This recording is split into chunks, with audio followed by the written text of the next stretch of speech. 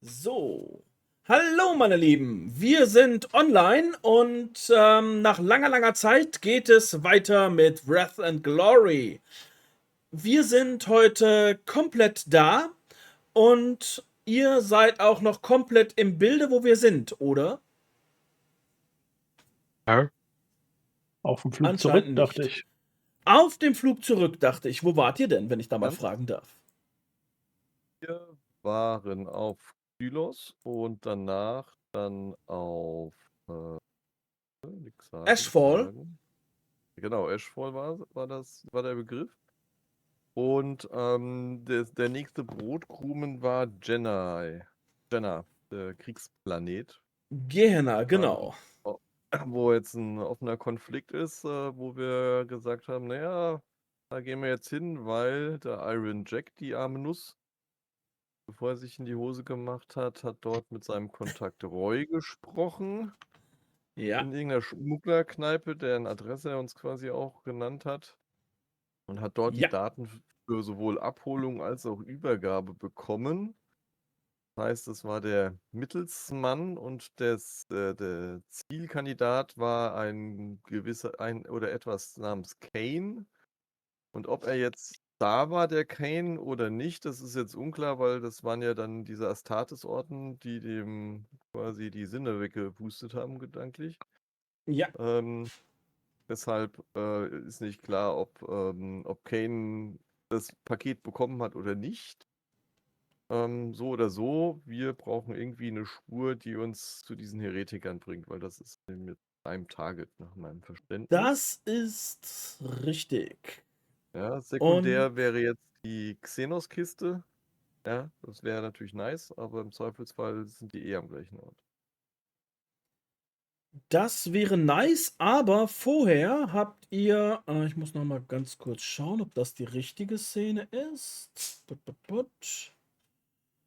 Ja, das sieht gut aus. Ihr habt via Comlink quasi einmal die Möglichkeit, eure Informationen zu geben, weil ihr müsst ja nicht unbedingt, wenn ihr dem Volk nach Hause fliegen, bla bla, sondern das machen wir via Kommunikation. So, müsste eigentlich. Ich hoffe, dass das gut rankommt. Mit dem man sieht man wieder gar nichts. Das passiert, Also, wenn man. die Tokens sind nicht auf der Karte. Ja, das kann ich hier ausstellen, indem ich die einfach Ah, Ah, das ist speichere. aber ein schönes Schiff. Das ist etwas, was ihr auf eurem Monitor seht. Ihr habt da gerade quasi. Ach, das ist nicht unser Schiff. Nein, das ist nicht euer Schiff. Das seht ihr auf eurem Monitor. Und da werdet ihr auch gerade von jemandem angefragt. So. Herzlich willkommen. Sie haben Informationen bekommen auf Ashfall. Das ist Frage, ein weil ich glaube, das Bild ist ein Verbindungsoffizier, den ihr. anderes. Kennen wir den oder kennen wir den nicht? Den kennt ihr, ja. Der war auch da. Das ist Okay. quasi die rechte Hand von eurem. Von dem Kommissar, okay. Genau. Ja, natürlich auch alle notwendigen Kryptocodes. Sicherheitsfreigaben, natürlich. Ja, Violett oder wie auch immer das heißt. Ja. Ja. Okay. Ja, also dann, ich meine, wir hatten ihm ja schon einen Bericht geschickt. Ja, dann können wir gerade nochmal wiederholen, dass wir einen Kontakt auf Genner suchen und über den an den Ursprung bzw. an das Ziel der besagten Kiste und damit auch des Nun, Heretikerordens zu kommen. wir haben Ihre Berichte empfangen und Sie erhalten einen der Landeslots für Gehenna. Wir sorgen dafür, dass die Geschütze Ihnen eine Landemöglichkeit dort freischalten. Wir haben auch weiterhin die Informationen, welche Sie auf Xylos haben, analysiert. Es gibt verschiedene Möglichkeiten, die wir in Betracht gezogen haben. Das erste wäre natürlich, er schaut einmal, ob er irgendetwas sieht, dass der Kanal ist gesichert, soweit in Ordnung. Wir hatten zuerst angenommen, dass es die Death Guard sein könnte. sind davon aufgrund der Art der Angriffe als auch der Beweise, die sie uns gegeben haben, abgewichen. Aktuell, anhand der Unterlagen, gehen wir eher davon aus, dass es sich dabei um die Nightlords handelt. Wie diese hier auftreten oder ob diese ebenfalls bereits Außenposten haben, können wir nicht sagen. Okay. Jedoch die hinterlassenen Opfer als auch die Art und Weise zeigen darauf hin, dass es sich darauf hinausdeutet.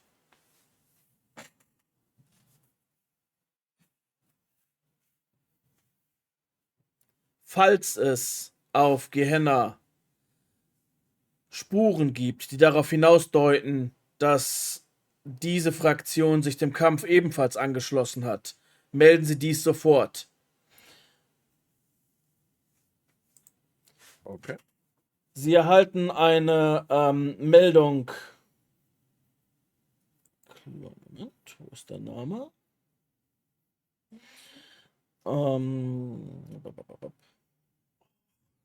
Namen wieder versteckt. Sie erhalten dort ein Reisefenster und sie werden unterstützt werden und sie erhalten alles, was sie brauchen. Machen Sie sich jetzt doch darauf gefasst, dass dieser Planet ein aktives Kriegsgebiet ist. Das bedeutet, in diesem Fall ist die angesprochene Heimlichkeit nun nicht direkt anzuwenden. Wenn Sie den Weg frei machen müssen, machen Sie ihn frei. Ist auf dem Planeten auch der Adeptus Mechanicus vertreten, auf dem Schlachtfeld oder nur als Unterstützung? Nur als Unterstützung. Allerdings, die Schwester Sororita ist angefordert worden, nachdem ich angemeldet habe, dass sie dort landen werden.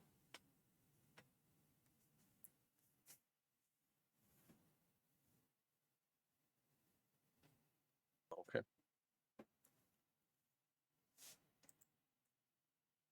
Haben Sie noch irgendwelche Fragen zu dem Planeten? Welche Fraktionen kämpfen denn dort? Primär sind es hauptsächlich Orks. In den unteren Gebieten denken wir, dass sowohl Aldari als auch Chaos Einfluss ist. Allerdings sind das bisher nur Gerüchte. Primär ist dort hauptsächlich eine Orkflut und hat schon die meisten der Kontinente überlaufen. Ich sende Ihnen einmal ein aktives Scanbild von Gehenna zu. Kleinen Moment, haben wir hier. Es sei denn, ich habe wieder den Klick vergessen. Das sähe mir ähnlich. Ihr seht auf der Karte aktuell Gehenna und wie es dort aussieht. Die roten Gebiete sind Gebiete, die aktiv verloren sind. Also im Grunde, der Planet kämpft quasi ums Überleben. Aber ich bin sicher, dass der General da noch... Wie bitte? Sagen wir mal ein Drittel. Der Stream sieht's nicht. Der Stream sieht's nicht, der müsste eigentlich... Was? Wie, der Stream sieht's nicht?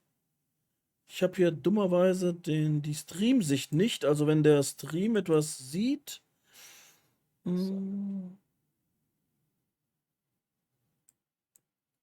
Weil ich sehe hier den Stream nämlich überhaupt nicht. Ich sehe nur, was ich einblende und theoretisch müsste der Stream das auch sehen, außer dass er etwas hinterherhinkt. Aber ihr lieben Zuschauer könnt uns da ja gerne etwas sagen, was ihr seht und was ihr nicht seht. Nun, ich bin sicher, dass Ihnen der General dort Näheres geben kann. Ich habe ihm angewiesen, Ihnen so gut es geht beizustehen. Das heißt, Sie können... Die blauen Punkte sind unsere Stellung. Die blauen Punkte sind eure Stellungen, korrekt. Und ihr werdet, so einmal hier, ihr werdet hier an diesem Punkt landen. Dort ist euer aktiver Punkt. Das ist nur ein ein Nebenpunkt, aber dort ist aktuell ja, der Ort, wo ihr hin müsst. Ist nicht die Hauptstadt, aber ihr wolltet ja zu einer gewissen Kneipe.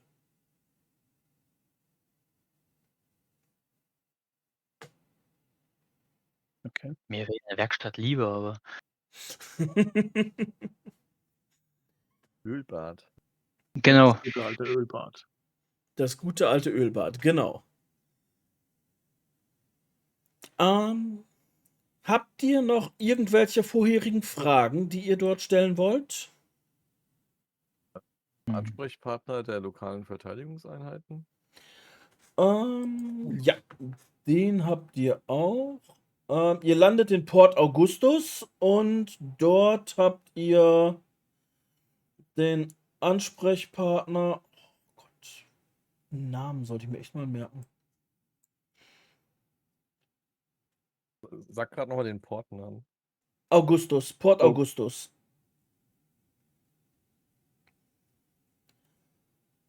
Bap, bap, bap, bap.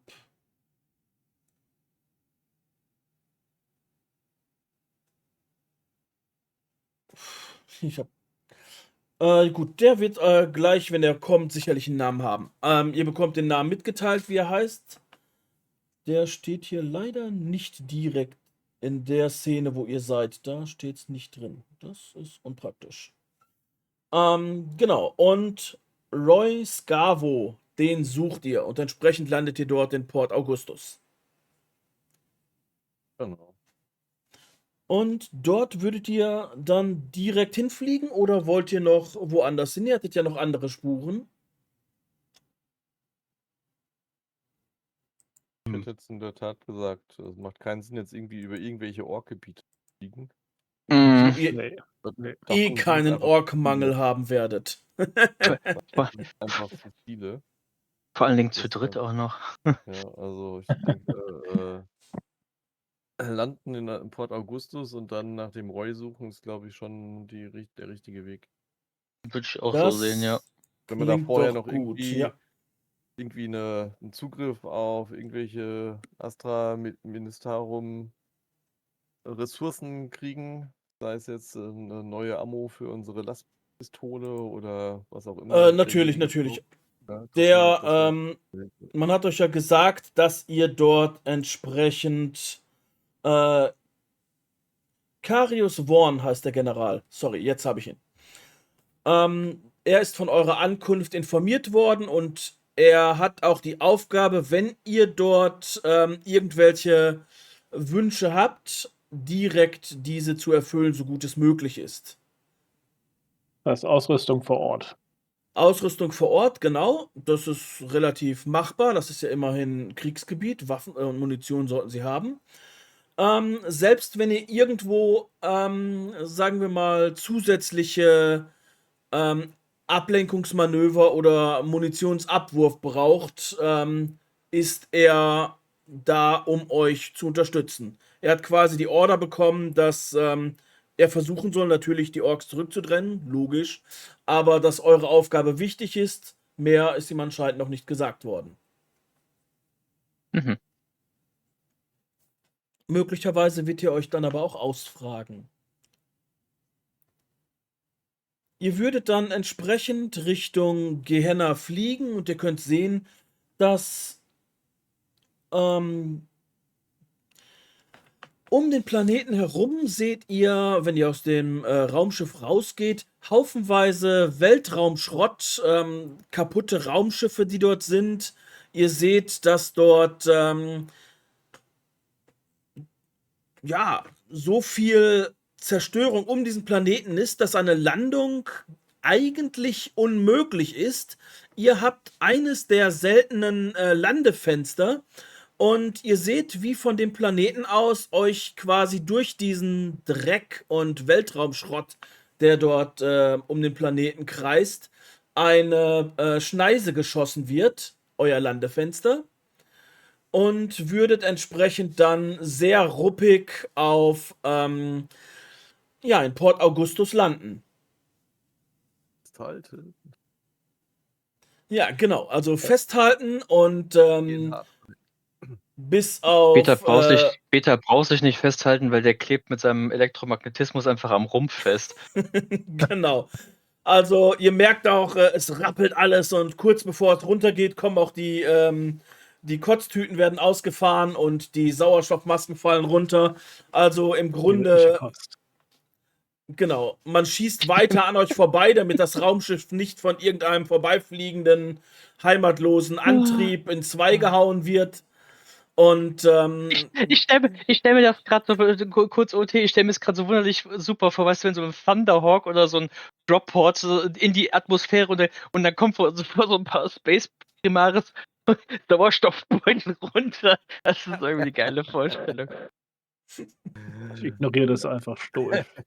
Ah, ja, also ihr seid natürlich schon harte Flüge gewöhnt, aber wie gesagt, hier, man könnte fast sagen, durch ein künstliches Asteroidenfeld ein kleines Fenster freigeschossen zu bekommen, ist schon etwas Besonderes. Aber Nicht alltäglich. nichts, Okay. nichtsdestotrotz landet ihr und wenn ihr euch die Straßen dort anseht am Hafen, also es kommt doch direkt jemand und zu euch an die Landezone. So, kleinen Moment. Hier sehen wir wieder nichts. Das ist nicht so schön, wie ich das gern hätte. Kleinen Moment, haben wir sofort. ja, wie war das? Wie Sie sehen, sehen Sie nicht. Ja, wie Sie sehen, sehen Sie nichts. Aber ihr landet wieder und es sieht alles recht heruntergekommen aus, als wenn dieser Krieg schon länger da ist, als es sich eigentlich lohnt. Und ihr werdet aber, nachdem ihr den ausgestiegen seid und einigermaßen aus dem Raumhafen raus, werdet ihr dann auch direkt abgeholt. So, wo haben wir das? Abberufung, sehr schön. Nun, Sie sind hier für General Vaughn. Sie sind angekündigt worden. Korrekt. Gut. Er schaut euch 4 einmal an. Er zeigt auf die Schwester. Nun, Sie haben andere Aufträge. Sie müssen dort. Sie sind abberufen worden. Sie werden benötigt, um Leutnant Gregor zu helfen. In Ihrem Gebiet. So, wo haben wir es denn? Also, sie wird dort. Hört ihr genauer zu? Oder ist das Natürlich hören wir zu. eher. Ihr hört zu. Das wollte ich doch hören. Das wollte ich doch hören. Kleinen Augenblick. Dann. Mechanikus ist doch fürs Spitzeln doch bekannt. Wir hören allen zu. Ich dachte, das ist geheim ist. Genau. So. Das Ganze sieht so aus. Sie ist für einen Angriff abberufen worden. Es wird dort auf einer Nordflanke zu näheren Kämpfen kommen. Und da ist sie halt als Spezialkommando abberufen worden. So. Und genau, das ist eine Todesmission quasi, auf die sie dort muss. Aber wie gesagt, aktuell, es klingt nach einer sehr harten Mission, aber durchaus mit Überlebenschancen. Wie das Ganze ausgeht, müsst ihr dann später hören. Aber wenn ihr ahnt schon, dass wenn ihr sagt, Wiedersehen, dass das möglicherweise schon eine Lüge ist. So beschützt. Aber Das wie klappt ja gesagt, voll. ihr habt die Möglichkeiten später noch einmal nachzufragen, was mit ihr passiert ist. Das macht ja quasi der General.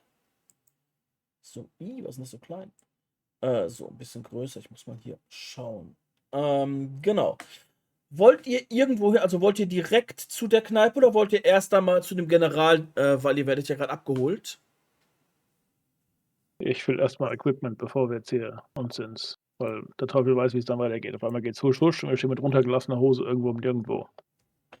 Nun, Sie können ihre Vorräte im Hauptlager auffüllen. Wir haben ausdrücklichen Befehl, Ihnen dort zu helfen. Wenn Sie mitkommen würden, General Vaughn würde sicher gerne mit Ihnen sprechen. Stehen uns auch einige Tech-Priests zur Verfügung zur Wartung unserer Ausrüstung? Nun, ich bin sicher, dass wir, guck dich an, jemanden finden können, der Ihre Ausrüstung putzt.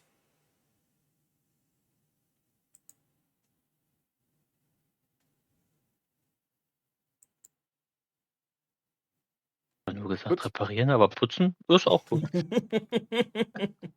Was ist denn Er an dir meinte, kaputt? Ich dass frage mich nur so, was an dir kaputt ist, weil mir ist ja nichts aufgefallen. Oder meinst du jetzt den Sand in dem Getriebe? Vom letzten Alles Unfall. Mögliche, alles Mögliche.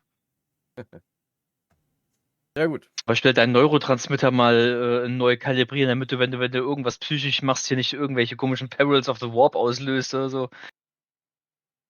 Das Blech. habt ihr noch weitere Fragen an den, bevor ihr zum General kommt?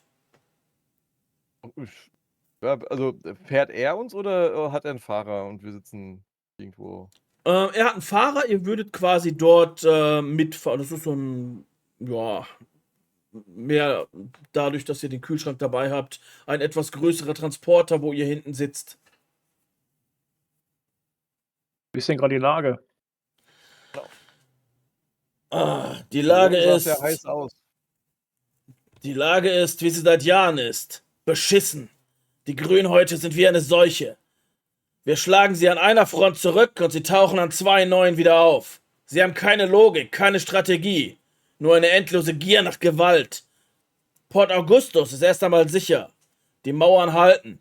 Aber alles jenseits der Mauern, die habt ihr von draußen gesehen, ist wie ein Fleischwolf. Jeder Schritt, den sie da draußen tun, könnte ihr letzter sein. Das ist die Lage.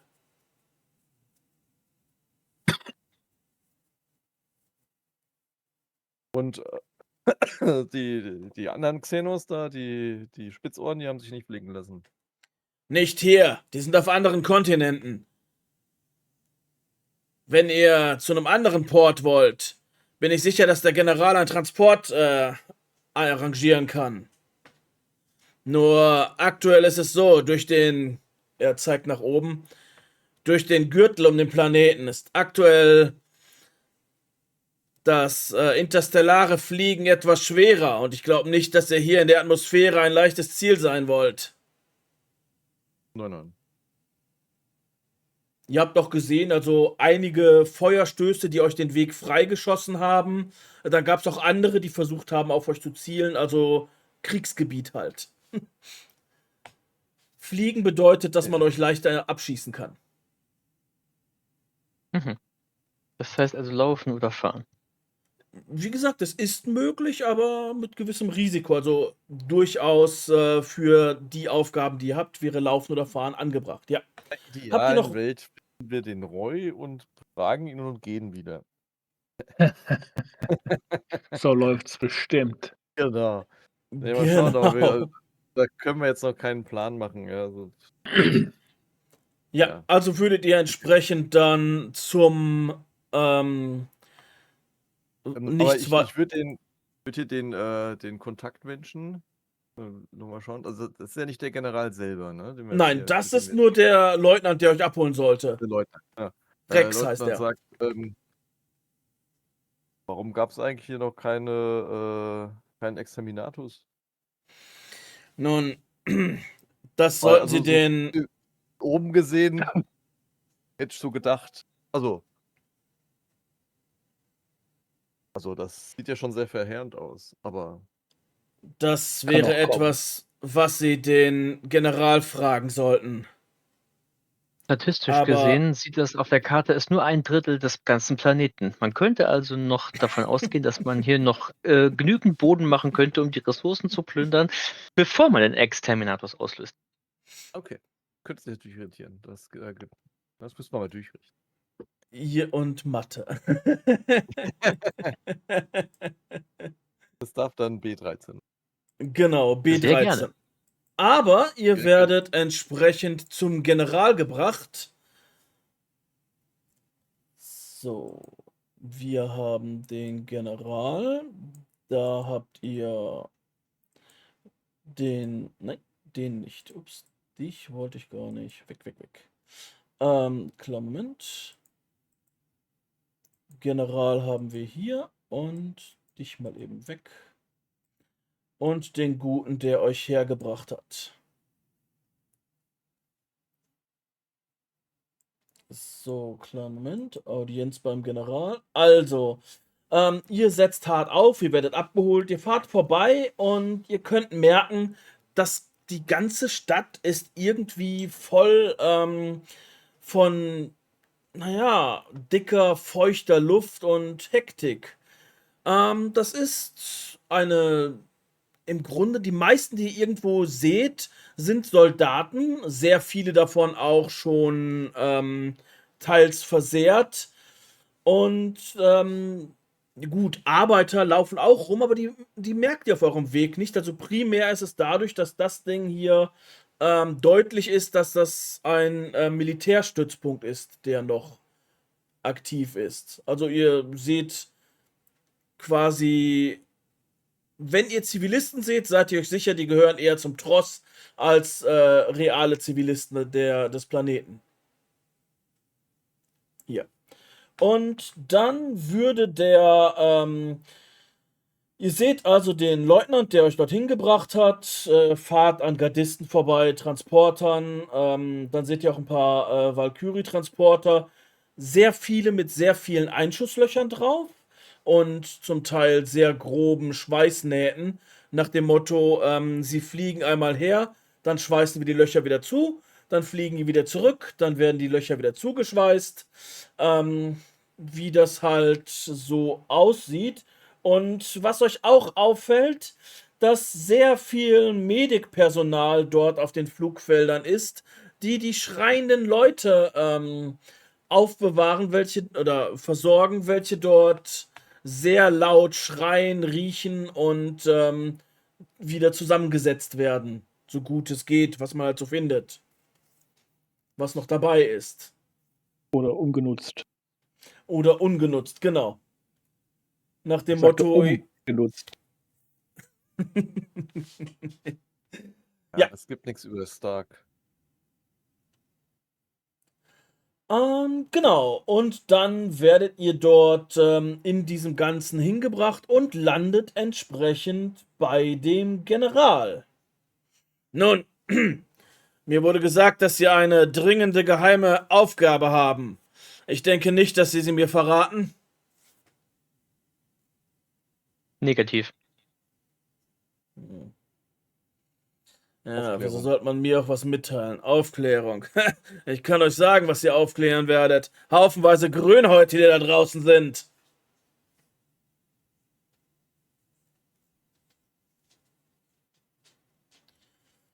Nun, Ton verloren. Haben wir auch Ich verloren. wollte ich auch gerade fragen. War nicht Ach so. Imperator gefällig.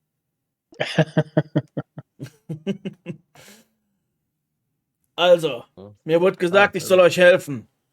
Also, Yes. entsprechend bekommt ihr Munition, Wartung, braucht ihr noch etwas? Rüstung. Ja, hier passende. Was ist das hier für ein Biom, auf dem wir jetzt hier sind? Wüste, ne?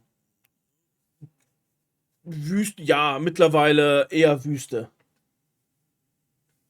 Also, Also passende. ehemalige Industrie, also sagen wir es ist da, wo ihr seid, ist es eher mittlerweile Wüste, weil dort gekämpft worden ist. Ihr könnt sehen, dass dort mal Wald und alles mögliche, eher so ein südeuropäisch, also so wie Spanien. Stellt euch einfach vor, Spanien nur mit ein paar Bomben drüber. Nicht direkt Wüste, aber nicht, noch nicht, ja, Ach, Stellt euch hatten so ein- Spanier mit ein paar Bomben drüber vor. ist auch geil. Okay, gut. Super Orks. passender Camouflage? Medkit? Natürlich, das bekommt ihr durchaus. Stimmt's? Survival-Ausrüstung. Ja, durchaus. Öl. Öl. Natürlich. Ich soll euch das geben, natürlich. Respirator, Nachtsichtgerät, Ja, falls es was gibt, ja. Und vielleicht sollten wir mal zu, ich weiß gar nicht, ob wir die schon hatten, so Ohrknopfhörer, so Vox-Beats. Also ich hatte das. Also ich hatte schon nicht Ähm, draufstehen. Wenn wir das die ich ganze Ich hab Zeit sowas schon für hatten, Schädel, also. genau, Okay, dann- also bekommt ihr auch. Also, was ihr dort hört, nun, mir wurde gesagt, dass eine Schwester bei euch ist, mit euch kommen würde. Wurde sie schon zum 77. Infanterieregiment zugeteilt. Er guckt den Leutnant an.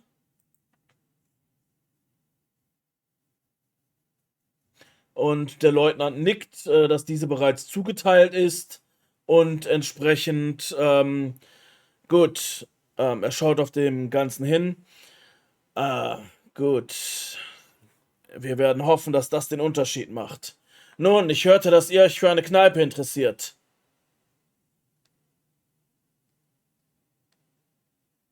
Nanu? Hallo? Hört mich noch jemand? Ja, Du jetzt. bist Ja, abgerissen. Das ist Ah, okay. manchmal, Willkommen. wenn du einen Satz sagst und dann ist der letzte Teil weg. Man weiß nicht, ist er gerade jetzt Abbruch oder ist der Satz Ja, vorbei okay. oder. Also da muss ich definitiv zur Telekom wechseln. Das ist. Sorry. Schade, ich dachte, es wird funktionieren. Okay. Also, man sagte mir, ihr würdet hier nach jemandem suchen.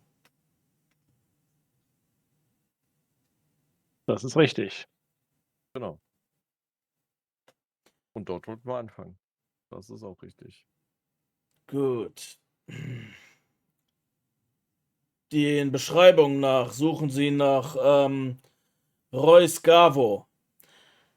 Man hat ihn hier mehrmals gesehen in einer Kneipe, die von zwielichtigem Personal als auch von Soldaten geordert wurde.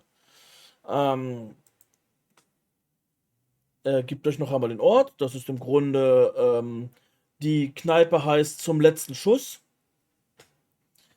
Und dort war dieser Typ mehrmals auffällig gewesen. Und entsprechend ist das auch der Ort, den euch Iron Jack gegeben hat, als Information. Haben Sie noch weitere Fragen? Ansonsten würde ich alles vorbereiten, dass Sie das bekommen, was Sie möchten. Ich würde Sie allerdings bitten, wenn Sie die Informationen haben, die Sie benötigen, noch einmal zu mir zu kommen, damit wir das Vorgehen besprechen können. Mir wurde sehr deutlich mitgeteilt, dass ich alles dafür tun sollte, wenn Sie Unterstützung benötigen. Gut. Werden wir machen.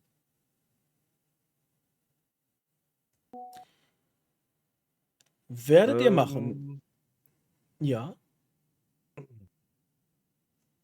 Also gibt es auch zufällig für die Lastpistole irgendwie so ein Red Dot Sight draufpacken? Das würde mich durchaus noch spannend interessieren. Welche? Was meinst du? Sorry. Ein Laserpointer für die Laserkanone, Ein Pistole. Reflexvisier einfach. Heißt Red Dot Sight.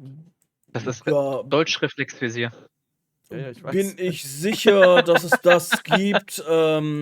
Wahrscheinlich unter Upgrade. Müsste ich dann einmal schauen, wie das heißt auf Englisch. Red Dot Sight. Okay, da ist es ja. Ha! Ja klar, kann ich dir reingeben. Das ist nicht das Problem. Gut, gebe ich dir gleich rein. Das ist, gebe ich dir gleich. Also das kannst du da durchaus auch haben.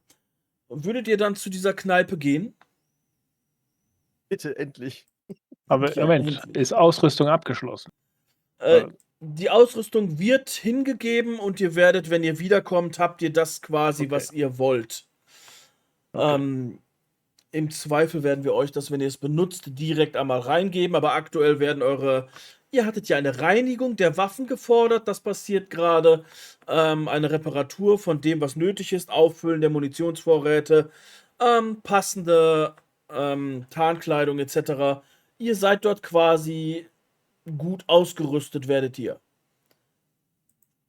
Und da das nicht sofort geht, könnt ihr in der Zwischenzeit einmal in diese Bar gehen. So, die aktivieren wir und gehen einmal in die Bar hinein. So, da seht ihr erst einmal einen Wirt, der ein sehr komisches Glas in der Hand hat. Na, was darf sein? Ihr könnt euch dort natürlich auch gerne einmal umschauen, wenn ihr möchtet. Ist die Bar so leer oder? Nein, die Bar ist nicht leer. Dort sitzt hauptsächlich der Wirt, der euch natürlich hat. Ihr seht im Hintergrund, dass dort mehrere Veteranen sind und im Grunde der Wirt hat ein vernarbtes Gesicht, einen bionischen Arm und ihr seht hinten Veteranen, denen auch einiges fehlt. Und ihr seht dann auch noch eine Soldatin, wenn ihr euch dort umschaut, deren Beine mittlerweile auch ersetzt sind. Also im Grunde fällt euch primär auf, dass niemand, der da ist, noch in dem Zustand ist, in dem er auf diesen Planeten gekommen ist.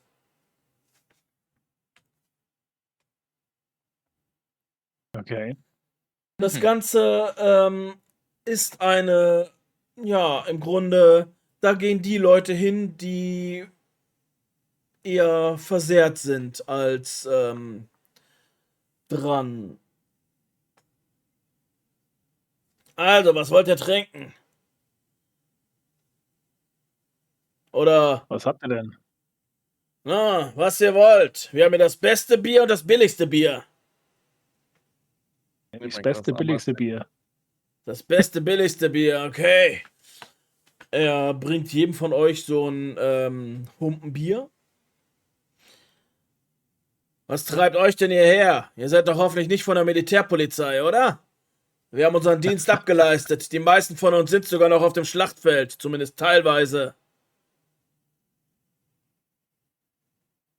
Der andere Teil ist hier. So. Ich würde dem Psyker das Reden überlassen. Wieso? Weil du deutlich mehr Face bist wie ich. Das glaubst du so. Also erstmal würde ich warte ich auf meinen Amasek. Ja, bekommst du. Erstaunt, aber positiv. Und vor allen Dingen meine glühenden runden Augen und meine Respiratoranschlüsse überall, das zeugt von Charisma. Auf jeden Fall. Nun. Nee, Moment, bin jetzt passe ich sogar erst recht hier mit rein, denn ich bin das ist genauso ja viele auch Teile so. wie die hier rumsitzen. Ja, also aus den Teilen, die da sitzen, könnte man durchaus einen von dir bauen. Na, das bezweifeln. Glaube ich auch, aber Ersatzteile vielleicht, so hier und da. Glaub ja nicht. So, ja, wir suchen jemanden. Ah. Doch Militärpolizei, oder? Wen sucht ihr denn? Roy Scarvo.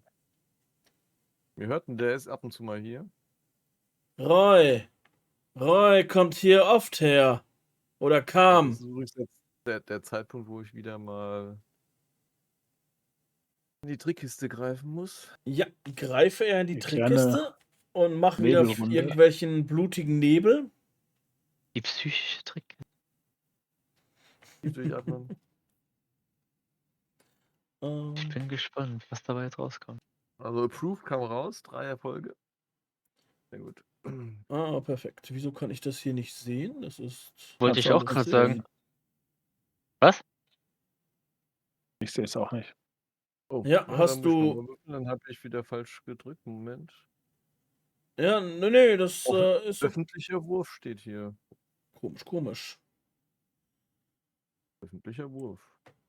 Mach nochmal. Komisch, komisch. Ist auch viel besser. Wenig. Ja, also da sehe ich lösche das Ganze nochmal. So. Wie gesagt, ich glaube dir das erstmal, dass du die 3 Erfolge hast, dass ich die hier als Spielleiter nicht sehen kann. Verwundert mich viel mehr. Das ist nicht ganz das, was ich mir gewünscht hätte. Da muss ich mal gucken, was da kaputt ist, weil ich würde schon gerne sehen, was du würfelst. Kann ich mir total vorstellen.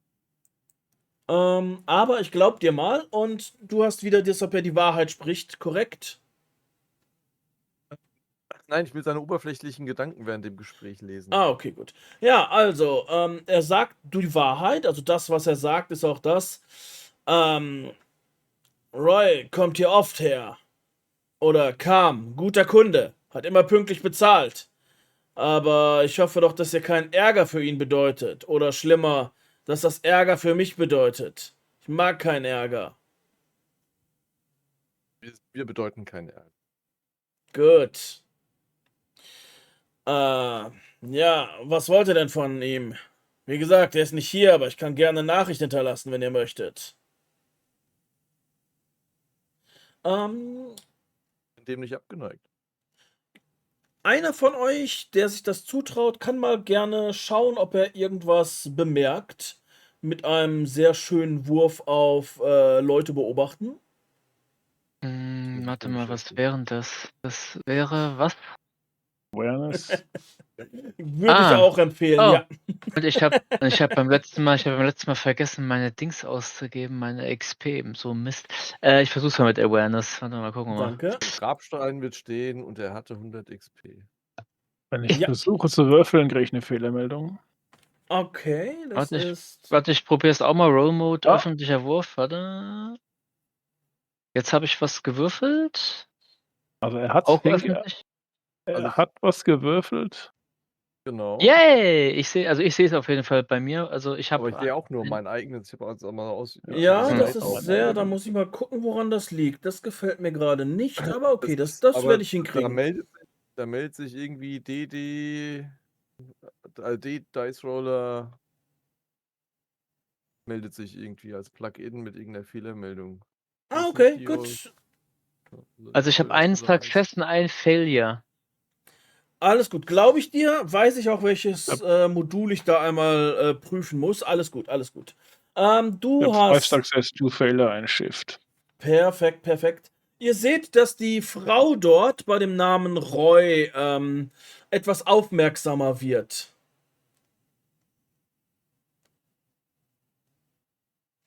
Also, Ja, dann gehen wir erstmal, mal dahin, der wird erstmal. Also, was kann ich für ihn hinterlassen? Ja, dass wir bereit wären, einen Auftrag für ihn entgegenzunehmen. Mhm. Ich werde mir das aufschreiben und ihr seid. Ach du. Corvus. Corvus, okay. Er notiert, also wenn er das nächste Mal, du merkst auch, okay, er ist ein bisschen suspicious, aber das nächste Mal, wenn dort Roy auftaucht, wird er ihm sagen, dass Corvus an einem Auftrag interessiert ist. Und ihr wolltet dann zur Iron- guten. Schöne Grüße von Iron Jack. Oh, okay, die Art seid ihr. So seht ihr gar nicht aus. Also, er denkt jetzt, dass ihr Schmuggler seid und hält das für eine sehr komische, weil ihr seht definitiv nicht nach Schmugglern aus und er versucht die Informationen jetzt zusammenzufügen. Ja, irgendwie muss man ja hier durch die Linien fahren. Ja. Während Ich er mit weiß nicht. Nachdenken beschäftigt ist, wolltet ihr euch um die Frau kümmern? Ja. Sehr schön. Setzt euch, sagt sie. Ich wollte gerade sagen, Ja, vor allen Dingen, aber setzt euch, bevor wir überhaupt noch nicht mal gesagt haben, hallo Ne. oder so? Ne, ihr habt doch gesagt, ihr geht hin. Das hat sie Ja, wir gesehen. gehen hin, aber. Und sie äh, sagt, setzt euch. Dann Ja, ich setzen könnte wir auch uns doch einfach, mal. ich könnte auch einfach an ihr vorbeigehen, weil dahinter noch eine schönere Frau sitzt oder so. Oder ich weiß ja nicht. Kannst maximal in die Hocke gehen. Kannst du überhaupt sitzen? Ja, natürlich kann ich Wenn sitzen. nur als Metallstuhl ist. Metallstuhl, ja, da kann ich wenigstens nicht runterfallen. Du weißt doch, Elektromagnetismus.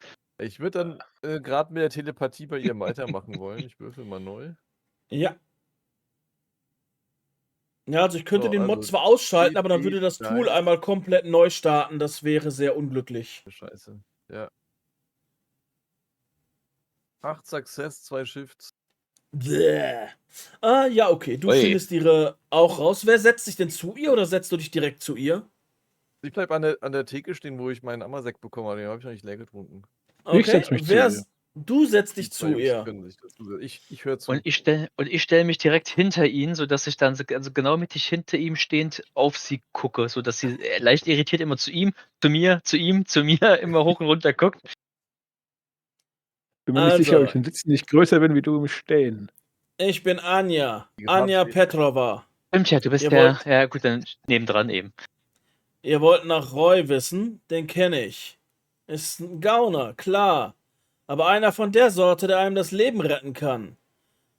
Hat uns mal einen Satz Energiepacks verkauft, als das Monitorium schon abgeschrieben hatte. Hat dafür gesorgt, dass die Hälfte des Zugs den Sonnenaufgang noch erlebt. Also, was wollt ihr von dem? Du kannst spüren im Hintergrund, dass, wenn was Falsches gesagt wird, sie vermutlich eher ihn warnen wird, als euch zu helfen, weil sie, naja, sie hat im Grunde gesagt, er hat den Trupp von ihr am Leben gehalten. Also die Beine nicht, aber der Rest ist immerhin noch da. Wir brauchen seine Hilfe. Hilfe. Bei was? Ihr wollt doch nicht etwa auch einen seiner bescheuerten Aufträge erfüllen. Am Ende des Tages schon. Ich denke nicht, hinaus, dass ich also- euch dann helfen kann. Wir wollen ja auch mit ihm reden. Ja, es tut mir leid, da kann ich euch nichts sagen.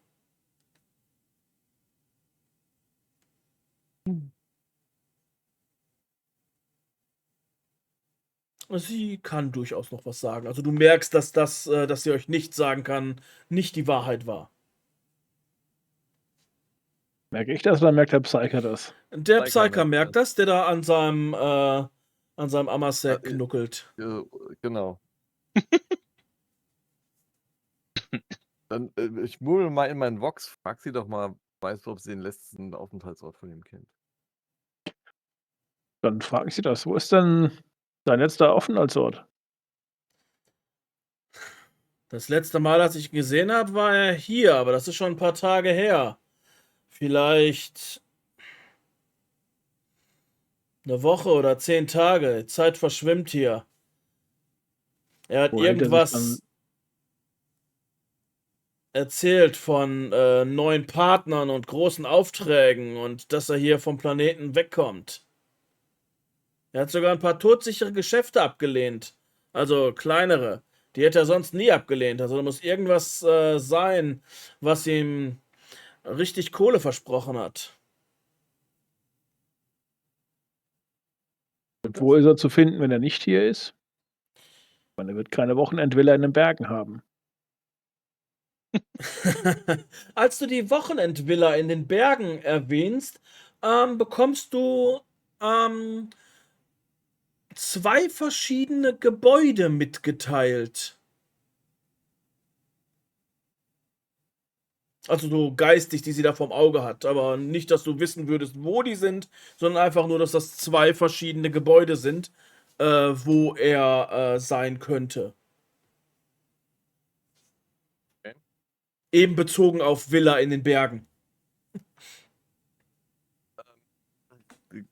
Sehe ich da so ein bisschen die Umgebung oder wirklich nur stumpf das Haus? Also, glaube ich, dass Stumpf das hier Haus. ist, oder ist das Also es ist hier in der Nähe. Definitiv in der Nähe, wenn du es so also in mit Port dem... Augustus?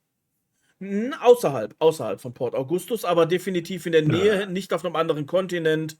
sondern eher draußen. Okay. Spannend. Mhm.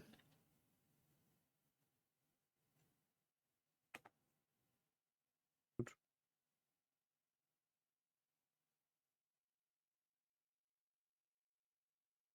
Nun, Ja. sonst noch etwas? Ihr hört so ein paar Soldaten in der Runde. Hey, die sehen aus, als wären sie frisch auf dem Planeten. Wie wär's mit einer Lokalrunde? Bin ich deine Mama? Ah, du kommst ja auch noch her, wenn dir erstmal ein paar Teile fehlen. Dann kann ich sie mir wenigstens anbauen. Ja, und habt ihr noch weitere Fragen an die Gute? Ich habe keine mehr.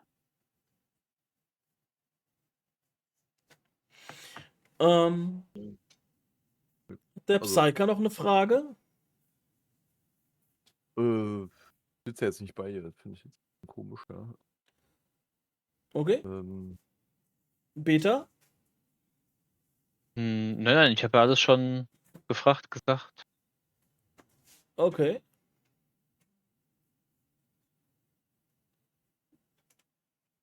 Also ihr merkt, dass die anderen sehr mit Saufen beschäftigt sind und ansonsten ist da nicht großartig los was in der Szene. Ihr könntet noch mal mit dem Wirt sprechen. Ja. nee, ich stehe mal auf und setze mich dann dazu. Hm. Sagt, dieser Roy, was für Aufträge nimmt er denn normalerweise an und vergibt die? Nun, im Grunde, er war bis vor einigen, bevor wir hier etwas Land verloren haben, ist er über Schlachtfelder geflogen, hat eingesammelt, was er finden konnte und hat es wieder verkauft. Wenn er unterwegs war, hat er, das habe ich euch ja schon gesagt, er war immer auf der richtigen Seite. Also wenn er Trupps gesehen hat, Feindesrand die Hilfe brauchten, hat er sie hergebracht. Wenn er nicht mehr wäre, hätte ich mehr verloren als nur die Beine. Also sprich, Leichenflatterer und freischaffender Transporteur, ja. Ja, ein guter eben. Er hat versucht, das Beste aus dem zu machen, was ihm das Leben geboten hat.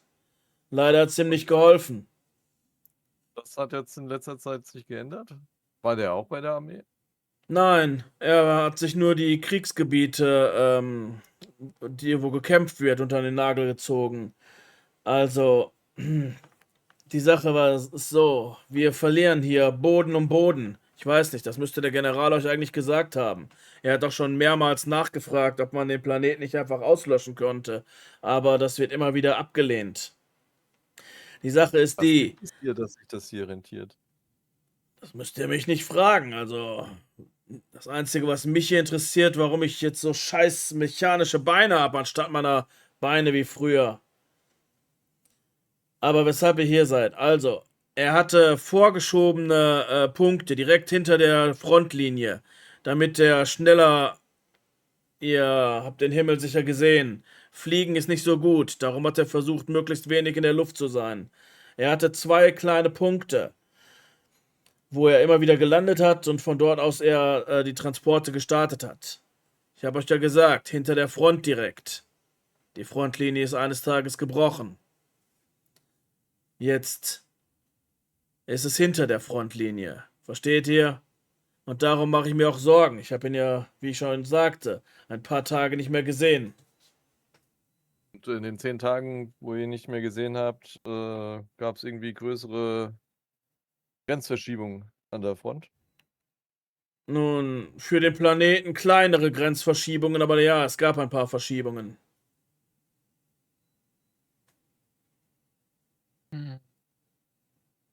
Das kann sich aber jederzeit wieder ändern. Wann immer der General neues Fleisch an die Front schickt, dann holen wir uns wieder ein paar hundert Meter. Und morgen holen sich die Orks das wieder zurück. Das Ganze hat doch überhaupt keinen Sinn.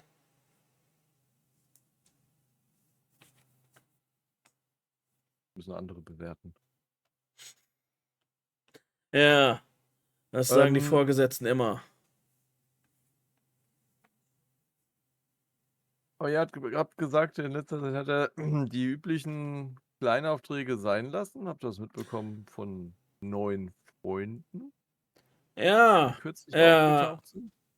das früher war er die ganze Zeit unterwegs. Er kam abends immer her, hat sein Zeug verkauft an irgendwelche Freihändler, die es mitgenommen haben. Oder man hat sich irgendwo getroffen in der Öde vor der Stadt.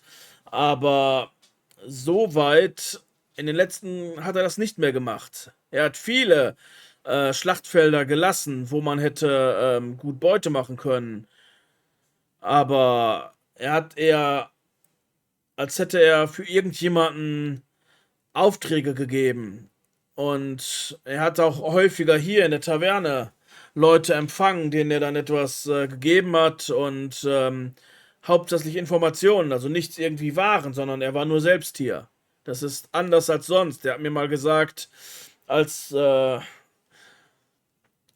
wir uns etwas näher gekommen sind nach ein paar Drinks, dass das sein Ticket ist, um den Planeten hier rauszuholen. Und er hat mir auch gesagt, dass er mich mitnimmt.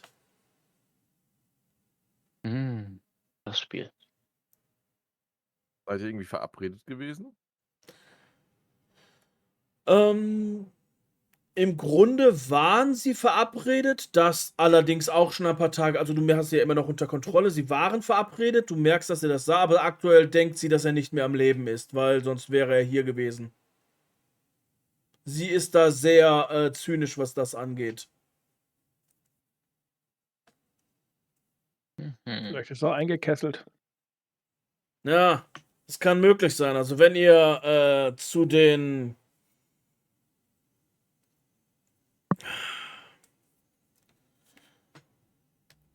Okay, okay, eingekesselt, ja.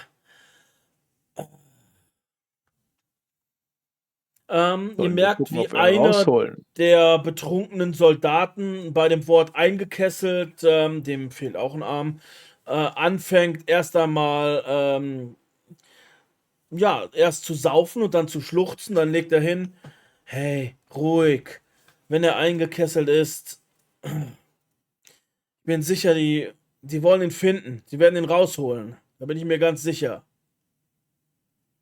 Also, komm, Junge, sie streicht ihm so den Rücken.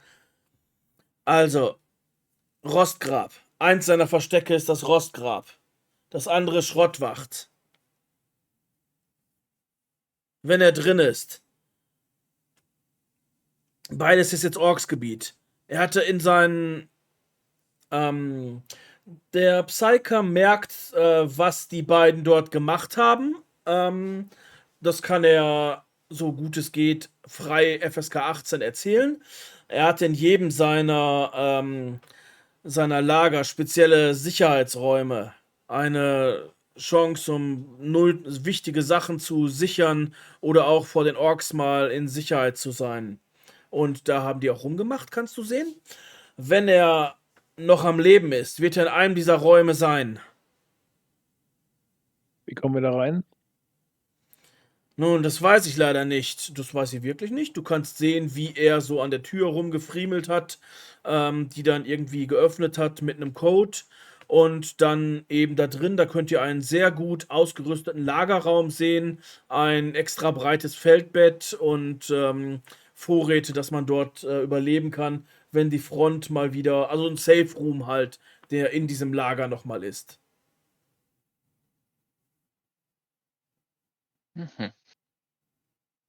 Welcher der beiden Orte ist wahrscheinlicher?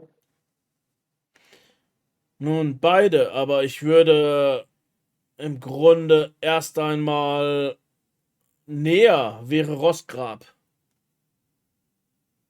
Sie gibt euch dann so eine wo es dort lang geht und ihr müsst dort an einer kleinen Schlucht vorbei über einen kleinen Canyon und würdet dann quasi, also erstmal übers Ödland, logisch, aber das ist recht in der Nähe, das wäre eine Fahrt von ein paar Stunden. Würde allerdings Feindesgebiet sein, größtenteils, oder Niemandsland, je nachdem, wie die Orks gerade drauf sind.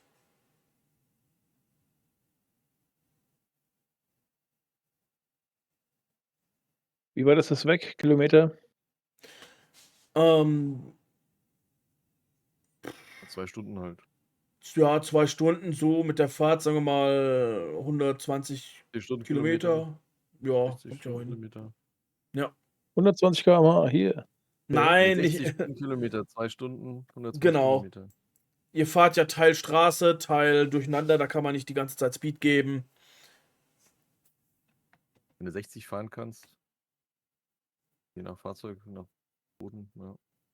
Vielleicht sind es 100. Lass es 100 Kilometer sein. Ja. Bestimmt, ne? 2 Stunden, genau, ungefähr so.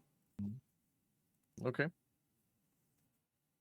So, vom anderen kriegen wir auch irgendwie so eine Wegbeschreibung, Punkt. Genau, von dem anderen kriegt ihr auch eine Wegbeschreibung. Das liegt im Grunde, müsst ihr euch das vorstellen, wie so ein Dreieck. Ihr fahrt los und das sind dann 2 Punkte, wo man an verschiedenen neuralgischen Punkten dann Lager hat, wo halt früher, wenn ihr euch die Karte nochmal in Erinnerung haltet, wo halt größere Kampfgebiete waren, dass man dort schnell von den Gebieten aus nachschauen kann, wo man dort entsprechend plündert und die Sachen schnell hinbringt, um sie dann in die Stadt oder zum Verkaufen zu bringen.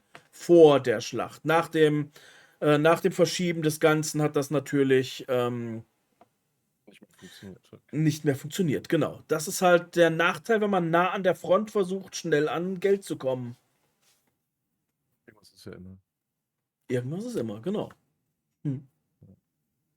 Okay. Gut. Ja, dann würde ich mal sagen, wir schauen mal, ob wir Roy finden. Wenn er Glück hat. Lebt er noch Okay, und dann hört bringen wir ihn zu. mit. Sie verabschiedet euch. Hört zu. Ihr habt jetzt die Informationen. Was ihr damit macht, ist eure Sache. Aber ich gebe euch einen letzten Rat. Umsonst. Geht nicht unvorbereitet daraus. Jeder verdammte Nagel, den ihr in diese Wildnis trägt, könnte euer Leben retten. Wenn ihr nur die Hauch einer Chance habt, ihn rauszuholen, nehmt es. Was immer euch möglich ist. Sei es eine Ablenkung, die ihr bekommt, um die Orks woanders hinzulocken. Alles ist gut. Wenn ihr da rausgeht, werdet ihr sterben. Das kann ich euch sagen. Ich hab's gesehen. Und der Typ, der da gerade geheult hat, fängt auch wieder an zu heulen durch sein Schlachtfeldtrauma.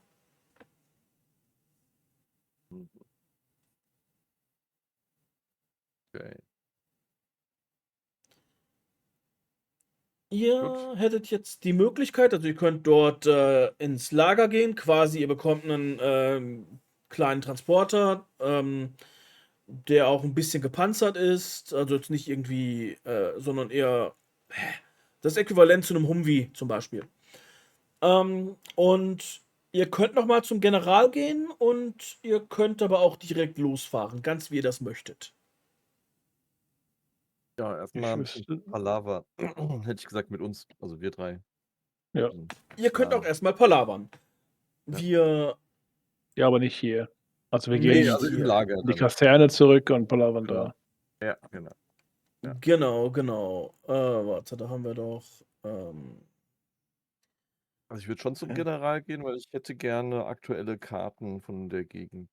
Gerne. Okay, klar, Moment. Weil vielleicht sind die ja mit irgendeiner Wolkerie oder so im Aufklärungsflug über das Gebiet drüber und dann kriegt man vielleicht ein bisschen mehr Informationen, wo gerade irgendwelche marodierende Orks durch die Gegend ziehen, dass man die vielleicht irgendwie umfahren kann. Oder?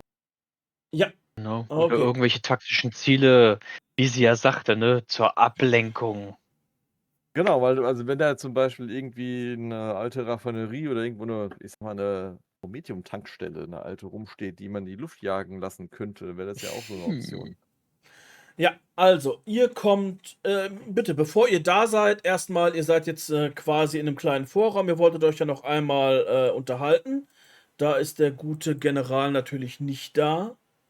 Und ihr könnt euch dann jederzeit unterhalten, wenn ihr das möchtet. Also ich hätte ja gesagt, wir tun erstmal die angeforderten Sachen einsammeln und dabei können wir ja so das ein oder andere bequatschen, bevor wir uns dann wieder mit den Offiziellen beschäftigen. Genau, also ihr könnt jetzt quasi einladen und quatschen und die richtigen Fragen stellen, die ihr dann gleich stellen wollt.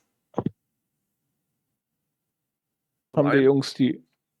Ja. Haben die Jungs die Rüstung da, die ich gerne hätte? Nein, die Rüstung ist abgelehnt worden. Schade. Also das kam im Grunde an, ist allerdings abgelehnt worden direkt aus dem Hauptquartier. Das andere ist allerdings da, das ist überhaupt kein Problem. Ärgerlich. Ähm, Okay. hab, Fällt euch spontan was ein, was wir für eine Fahrt durch so eine Todeszone noch bräuchten, außer ein Fahrzeug, am besten eine Chimera oder so? Extra Panzerung? Ja, Leman Russ kriegen wir bestimmt nicht. Ja, bei der Ein Bordwaffe eine Rogaldorn, gescheite. ein Rogaldorn auch nicht, leider. Also in der Tat, also ich wäre durchaus über einen Taurox oder eine Chimera durchaus happy. Eher ein Taurox als eine Chimera. Ich weiß nicht, ob der Taurox wirklich, also ich glaube, das ist weder Also Chimera, Geländegänge. also Chimera, ja, natürlich klar, Chimera hat zwar Ketten, aber ist für die reguläre Armee. Terox ist für so die Elite und hat auch Kettenbetrieb, also ist bestimmt Ja, auch etwas stärker gepanzert. Aber eigentlich ist doch der Taurox hier für die Polizei, nicht fürs Das Militär. ist doch nicht die Polizei. Das ist doch die Elite des Imperiums. Also des Astras. Ja, genau. Ja, soll mir recht sein, ich nehme beides, ja. Also das wäre am besten mit Fahrer, ja, weil ich glaube, dann auf dem Geschützen wird ja wahrscheinlich der Space Marine sitzen wollen. Also all das, was von den beiden zur Verfügung steht, nehmen wir gerne Ende aus. ja, Genau. Also Vor das allen Dingen wäre, bei der Chimäre haben wir 7 Waffen drauf. ja, aber aber brauchst natürlich die Besatzung zum Spiel, weißt du ja.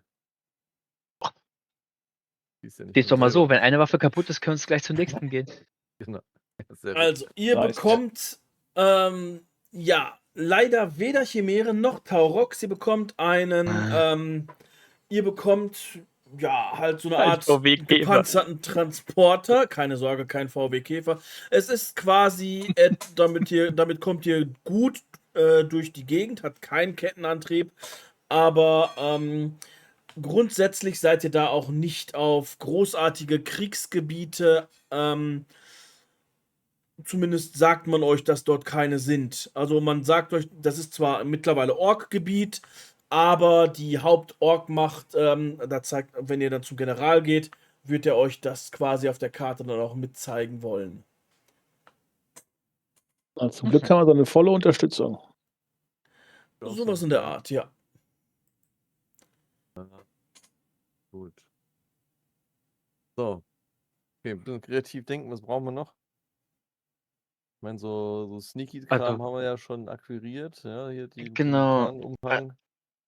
Taktische Karten halt, das wollten wir noch nachgucken, wegen Positionen. Munition, Infrared haben Ausrüstung. wir, Survival-Zeug haben wir.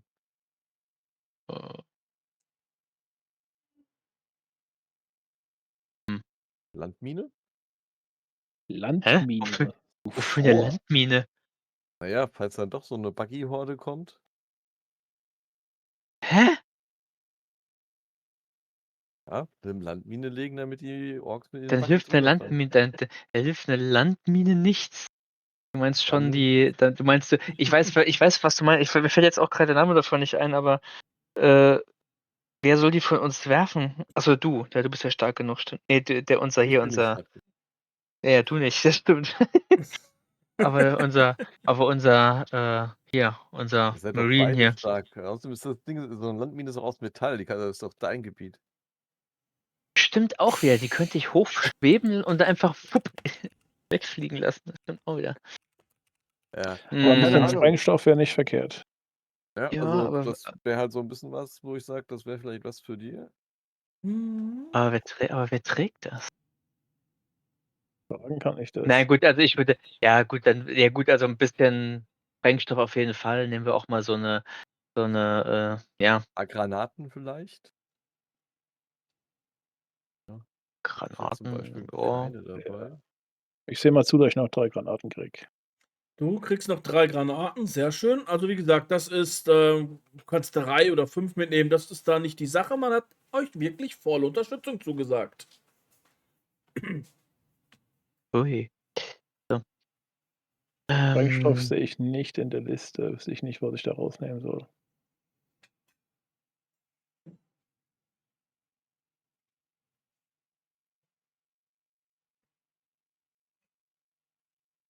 Ja, wie gesagt, der Itemreiter funktioniert bei mir nicht mehr. Ja, das ist unglücklich, aber Passt zum Szenario. ja, das Ähm, das, ja, ist wo wahrscheinlich ein war Ork das? in der Leitung. Genau. Nee. Hier. Aber egal, was er tut, da funktioniert es trotzdem.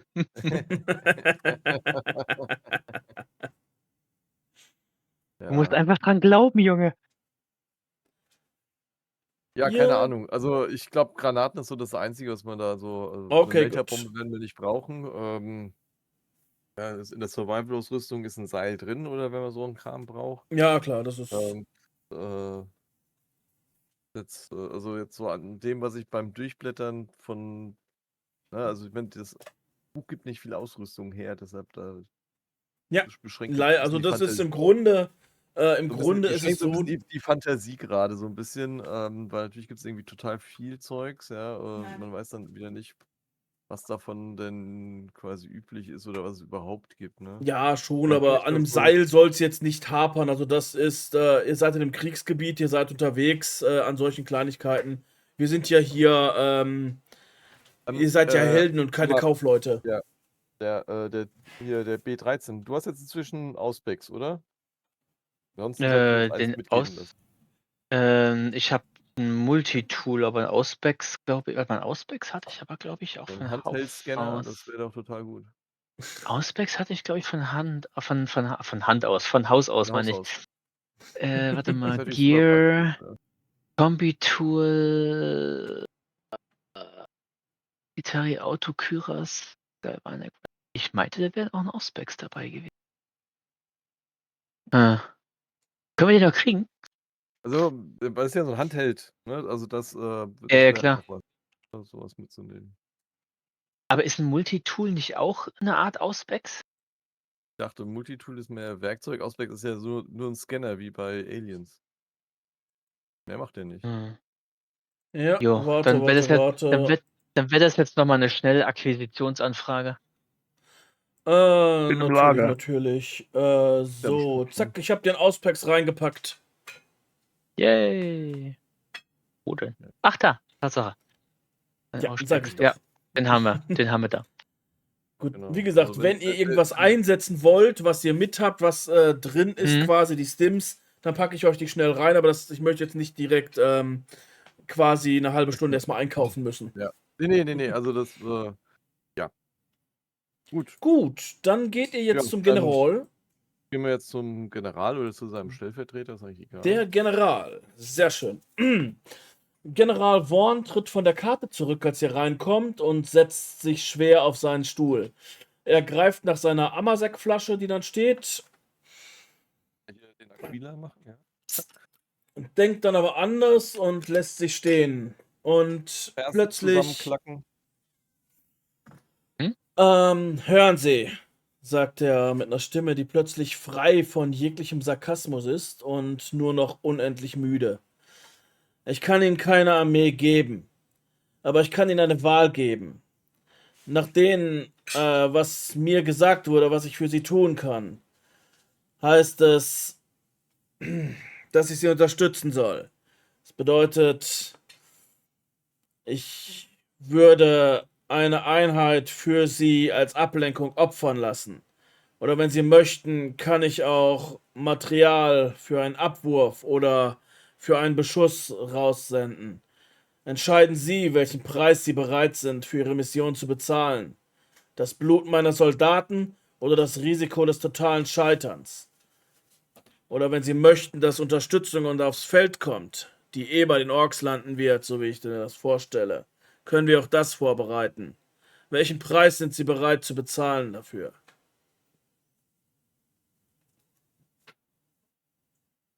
Ja, wir würden dann anfunken. Ja. Artillerie oder Luftunterstützung. Kein Grund, jetzt Leute reinzuschicken, ohne zu wissen, wie die Situation vor Ort aussieht.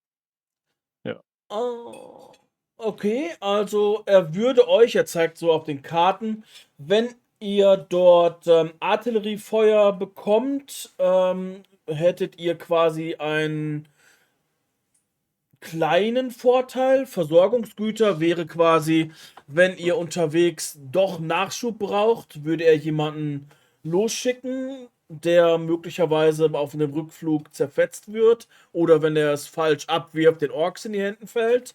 Das heißt, es könnte sein, dass ihr mit der Munition dann selbst beschossen werdet. Ein Angriff einer Einheit auf einen Posten, der auf einer anderen Position ist, könnte eine Menge Orks ablenken, welche in der Zeit nicht mehr auf eurem Gebiet sind. Da ihr auf der Karte seht, dass das aber eine Art Himmelfahrtskommando wird, ähnlich wie die, auf der die Schwester geschickt worden ist, würdet ihr euren leichteren Weg mit einem sehr hohen Blutzoll bezahlen. Das wäre aber das, was euch am ehesten helfen würde.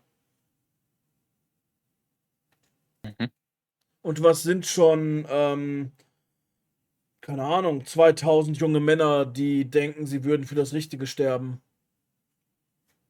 Wir haben ja auch fürs Richtige, das ist jetzt nicht die Frage. Also, der Imperator Na, beschützt. Der Imperator Aber beschützt.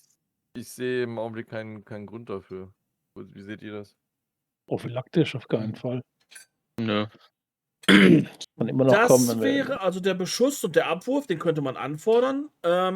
Dass die Orks dort wirklich weg sind, das müsste man vorher ordern, weil die müssen ja erstmal zusammengestellt werden. Dann müssen sie für die Orks deutlich sichtbar irgendwo hingehen, damit die Orks auch Zeit haben, hinterher zu gehen, um nicht mehr bei euch zu sein. Das wäre per Nachruf nicht mehr möglich.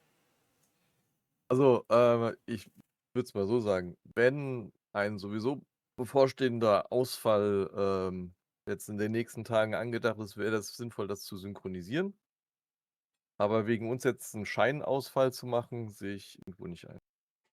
Genau, Ja, nicht. es wäre wirklich eine Art Scheinausfall, den würde man nur machen, damit ihr es leichter habt. Nee. Da sehe ich nicht, also so wie die Kartenlage jetzt da ist, hätte ich jetzt gesagt, wenn jetzt kein Orklager direkt nebendran ist, ja, dann nicht. Ne? Also für uns wäre eher wichtiger, also viel wichtiger wäre, wenn es das Material hergeben würde, eine Entscheidung zu fällen, ob wir irgendwie 10 oder 5 Kilometer vorher aussteigen müssen und zu Fuß gehen müssen, weil wir sonst zu sehr auffallen. Das wäre empfehlenswert, also, aber das kann man später immer noch sagen. Aber von den Karten her siehst du auch schon einige Punkte, wie man das Ödland überbrücken würde, um dann quasi durch die Schluchten zu gehen, dass man nicht obendrauf drüber fahren muss, um ein gutes Ziel für alle da zu sein. Diese Also, Möglichkeit besteht durchaus. was uns wirklich helfen würde, wenn einer der aktiven, wie heißen die bei Astra Militarium? Das sind nicht die Scouts von den Space Marines. Also hier so die Aufklärer vom Astra Militarium, wenn wir da jemanden mal hätten, mit dem wir quasi die Route planen könnten, der uns da Tipps geben könnte hier von vor Ort, das würde uns wahrscheinlich mehr helfen, als da jetzt hier so eine Kompanie irgendwo im Nichts zu verheizen. Ähm, ja, das wäre möglich, dass dort jemand mitgeschickt würde. Das Ich ist will den da. eigentlich nicht dabei haben, der soll uns hier das auf den Karten erklären. Ja, Ja, soll okay. von Also, mir das erklären, weil das ist mein Job. auf Genau. den Karten. Ja, lasst mich einmal ganz kurz erklären. Also, er erklärt euch auf der Karte, dass ihr, wenn ihr dort am Ödland vorbeigekommen seid, kleinen Augenblick, ich muss mal eben gucken, wie das aussieht. Ihr würdet quasi durch das Ödland gehen, um dann durch einen Engpass zu kommen. Da würde er empfehlen, den Wagen vorher stehen zu lassen, weil da kann man sonst nur zu Fuß durch. Und dann käme man quasi zu einem zu einem Fluss, den man überqueren müsste und würde dann quasi zu dem Punkt kommen, wo ihr hin müsst. Also quasi hinter diesem Fluss. Der Fluss hält auch aktuell die größtmögliche Orkflut ab. Dummerweise müsst ihr dahinter. Plus, ist das ein Problem für dich, B13? Wenn es sein muss, gehe ich auch dadurch. Ja, also ich meine, ich weiß selber nicht, ob ich drüber komme, ne? Nur beim Metall auf im Wasser ist immer so eine Sache. Rostschutz Ja, nicht, mit dass Ich wir denke, sagen, ich ja, denke, ich wir nehmen sollte. wir nehmen den schwierigsten Weg, stellen wir bei der ersten Hürde fest, so ja, schade, müssen wir einen zurücklassen. Das wäre doof. Ich denke, ich sollte schwer genug sein, um auch durch die Strömung durchzulaufen. Das auf jeden Fall. Ist ja gut. Nanu, warum ist denn dein Kannst- Bild im Stream Ihr weg? könnt ja ein Seil oder eine Kette an mir befestigen und ich ziehe euch dann rüber. Ja. Vielleicht sollte man noch Schwimmwesten mitnehmen, wenn mir das so jetzt so einfällt. Es wird Brücken Na, obwohl geben, hier keine Sorge. für unseren Marine Scout, der müsste eigentlich groß genug sein. Also Kraft genug, um rüberzukommen, muss er ja haben. Ich mache mir da keine Sorgen. Das glaube ich auch, dass der sich da keine Sorgen machen muss. Ich Nee, mache unser mir das Sorgen. Psyker schwimmt eher weg. Ja, genau. Weil das mit dem Schweben habe ich noch nicht so drauf. Ja, dann werde ich Prioritäten dich am noch Nacken rüberziehen. entwürdigen. Ne, Moment mal, der Scout springt rüber, wirft das Seil rüber und zieht uns beide einfach nach was so. Ja, genau. Versuch wäre es wert. Das Bild, ja. Na, Zu was empfehlen, den Mund zuzumachen. Ja, Dankeschön, Dankeschön. Der Respirator wäre dann doch wichtig. 2 Stunden Sauerstoff, ja, den will ich dann doch auf jeden Fall noch einpacken, wenn das geht. Aber nur Okay, einen für ihn. Ja, Ja, einmal 2 äh, Stunden Sauerstoff ist eingepackt. Sehr gut. Sehr Ich kann die Luft anhalten, das wisst ihr. 2 Stunden? Ich nicht. Luft? Luft, was ist das? Ihr seid komisch. Nun gut. Okay. Ja, aber ich glaube, dann haben wir einen Plan, ne? Also das klang ja ganz gut, was der Kollege erzählt hat. Du musst das ein bisschen bewerten, Stahlherz. Ja. Ja. Plane eine Route, Entsprechend der guten Vorschläge. ja, und das Ziel ist, so Ich meine, wenig anzukommen, ne? Feinkontakt wie möglich. Das ist immer der Plan. Uha. Das klingt gut. Plan heißt Supporte bisschen gerne mit Feinkontakt. meinen glorreichen Survival-Würfeln. Sehr gut, sehr gut, sehr gut. Dann, wir aktivieren einmal die nächste Szene, die bei meinem Glück auch wieder nicht sichtbar ist. Das war so klar. Immer brav einpacken. So, also, ihr fahrt dort aus der Stadt hinaus und über das Ödland. Das massive Westtor von Port Augustus hat sich mit einem endgültigen Dröhnen hinter euch geschlossen. Die Stille, die folgt, hauptsächlich hört ihr nur noch eben die Räder und eure eigenen Gespräche oder Gedanken. Wenn ihr dort in den Schlamm und in die Asche schaut, seht ihr haufenweise Drachenzähne draußen, also Panzersperren aus rostigem Stahl und Beton, die dort drin sind. Und hin und wieder seht ihr auch mal den ein oder anderen Panzer, der dort halb aus dem Boden ragt. Das Gebiet hier hat, wenn ihr dort lang fährt, hat schon sehr viele, wie heißt das? Sehr viele Wechsel der Fronten gesehen. Also man hat versucht, zum Teil könnt ihr Löcher sehen, wo man noch relativ gute Panzer wieder rausgeholt hat. Auf der anderen Seite könnt ihr sehen, dass zum Teil recht zerfetzte Panzer von anderen Kräften in andere Richtungen gezogen wurde.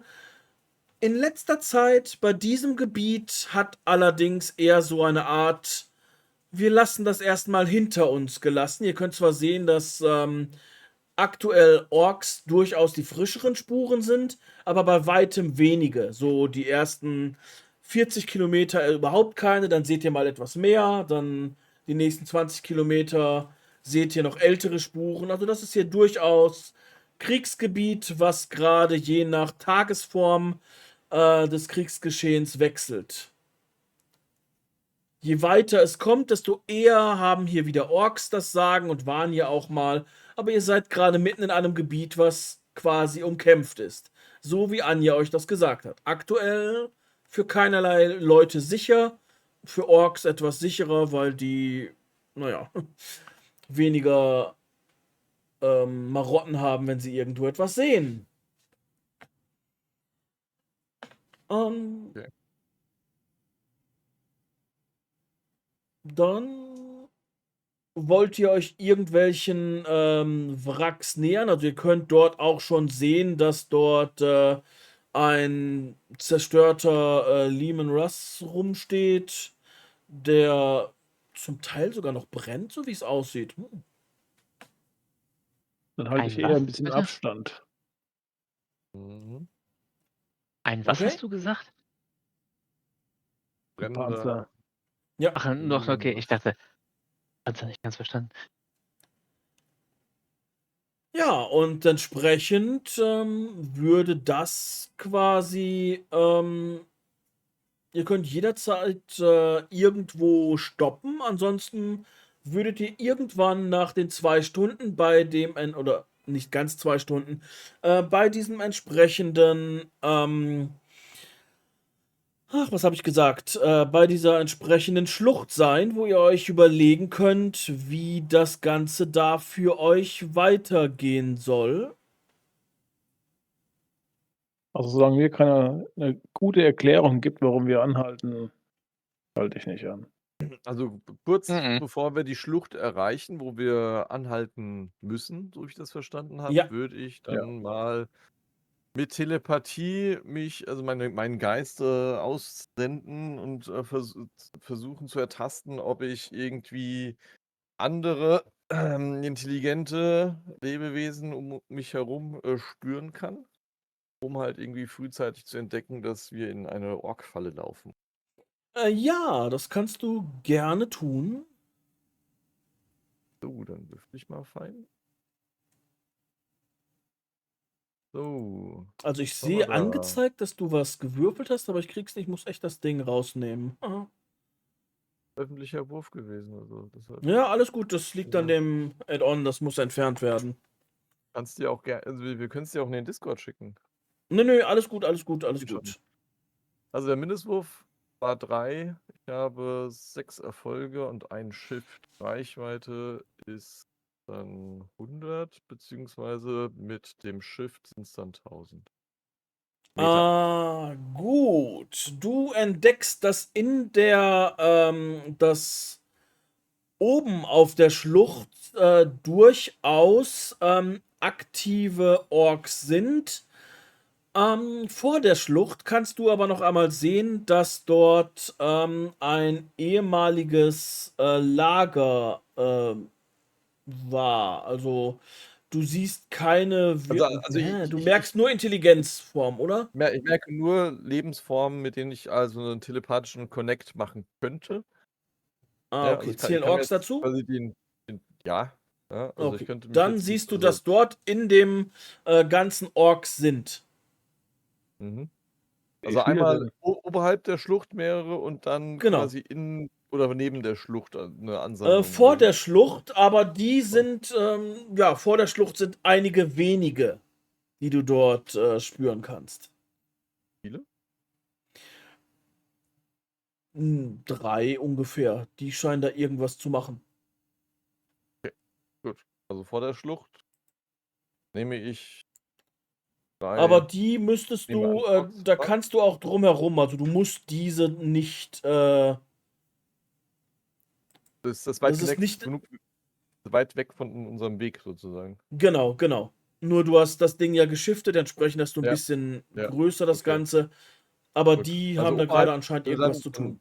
dann kommuniziere ich das mal. Also oberhalb der Schlucht haben wir eine größere Ork-Ansammlung und, ich sag's jetzt einfach mal, westlich vom Schluchteingang, irgendwie so 100 Meter sind noch 3 andere Orks, die da irgendwie was machen. Keine Ahnung. Ja, die könnten wir wahrscheinlich ignorieren. Mit der Schlucht müssen wir uns was überlegen. Wir müssen ja vor der Schlucht parken, wenn ich das richtig im Kopf habe, richtig? Ja. Okay. Das heißt, Ich würde eher sagen, die 3 vor der Schlucht müssen wir wegmachen, die oberhalb sind, die können wir ignorieren. mal von der Schlucht runterschießen. Weißt Ja, du? wenn sie uns sehen. Ja, also deshalb müssen wir vor der Schlucht müssen wir sowieso aussteigen, müssen wir entsprechend getarnt durch die Schlucht gehen. Aber wir können, also, ja, ich habe da kein Problem mit jetzt die anderen 3 Orks weg.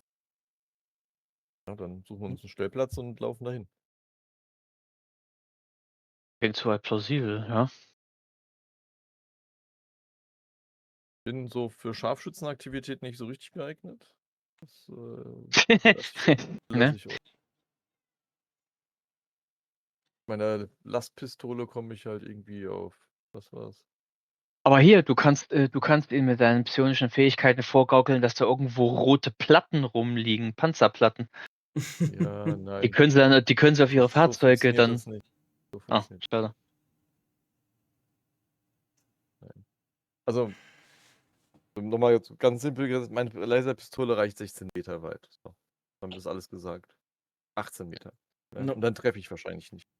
Also, Ja, Mm, Waffenreichweite ist in dem ist schon sehr Szenario interessant. nicht vorgesehen, ja. Was habe Ja, ich nochmal? Ich habe selbst 5, das mein weiteste von mir ist 45, also. So, aber wie war denn das mit Zielen? Kann man es ein bisschen einfacher machen, ne? Kann man die Entfernung ein bisschen reduzieren. Du kriegst Würfel. Ja. So habe ich es im Kopf. Und ich dachte, du musst Würfel abgeben für die Entfernung. Oder, also der Mindestwurf steigt für die Entfernung. Okay. Gut, was wir sehen ist, dass ja, wie würdet ihr denn das entsprechend dann machen? Wo wollt ihr jetzt hin? Sorry. Ich habe da gerade versucht, jemandem Bescheid zu sagen, aber der Stream kackt überhaupt ab. Also, da sind wir hinterher wie sonst was. Also, wir müssen da definitiv die Leitung wechseln. Das bringt so nichts. Ich würde ranfahren, so dass wir noch außer Sicht sind. Da müssen wir aussteigen, ranschleichen, die 3 Idioten wegmachen. Dann ab Genau. durch die Schlucht. So, ihr würdet Wieso? dort. Und warum nicht mit dem Auto einfach hinfahren und sie einfach anfahren oder über die Schlucht oder unter die Schlucht oder irgendwie so mit dem Auto? Wir sind ja unterhalb der Schlucht und die 3 Ach, auch wir sind auf unterhalb. unserer Okay. Höhe. Ach, okay, schade. Und wir wollen die jetzt quasi wegmachen, damit die keinen Blödsinn hinter uns machen. Jo, ja, gut. Ja. Ja, dann würde sich natürlich Beta aber vorher auch erst einmal, ne, hier sein Tarnzeug sich umschnallen. Mhm. Weil wir wollen ja nicht gesehen werden. Und die Dämpfer werden auf Anschlag, sodass halt natürlich alles gedämpft wird, wenn ich laufe. Das Bin klingt ja wie gespannt. Darth Vader. Entsprechend geht ihr dann dorthin. So. Wir laden einmal die Szene. Gibt es. Oh, schon wieder diese. Immer dieses. So. Wir speichern das und ihr könnt entsprechend die Orks Okay, dort. ah, cool. Kleinen Moment. Hallo Orks, wo seid ihr? Heimgegangen. Ja, heimgegangen. Das ist sehr unschön. Kleiner Augenblick. Haben wir sofort. Ja, das ist unschön, dass wir da gerade keine Orks drin haben, aber das kriegen wir hin. So, da sind die 3 Hoppala. Orks. Ich wollte gerade sagen, es ist ein ziemlich großer Ork. Ja, ich habe irgendwie da keine, aber man hat ja genügend Orks dabei. Das ist ja nichts, wo man, also daran herrscht hier auf diesem Planeten kein Mangel. So, entsprechend seht ihr diese 3 Orks, die Schrott looten, der dort rumliegt. Also entsprechend, wie ich das gerade beschrieben habe, die sind gerade dabei zu schauen, was noch nützlich ist, welchen Panzer man auseinandernehmen kann, was man irgendwo draufschrauben kann, wo ein längeres Rohr dran ist, als man hat, eventuell ein größeres Rohr noch. Hin und wieder halten sie so einen Soldaten hoch und machen ihre Späße. Nett. Hm. Okay. Und sie haben euch, da ihr ja ausgestiegen seid und leise hingegangen sind, noch nicht bemerkt.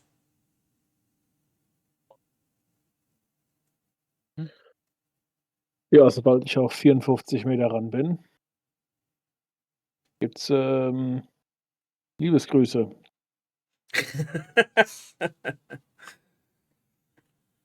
Okay.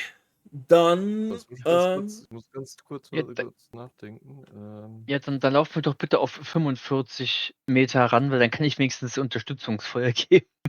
Mhm. Eben auf 45. Bin ich dann zweimal noch außerhalb, aber ist okay. Wie war das? Die kommen schon 54, rangerannt, da musst du dir keine Sorgen machen.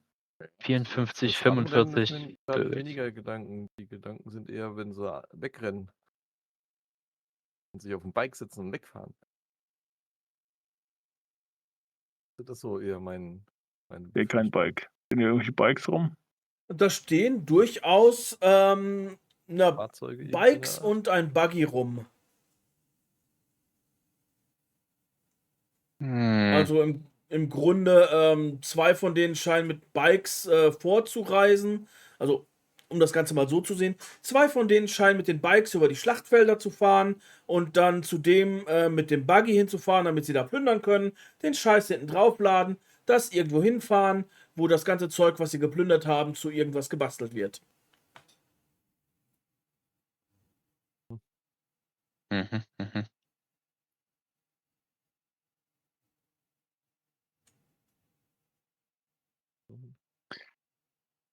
Ja. Die sind alle nicht One-Shot, also ist total egal, auf welche Entfernung die auf die schießen.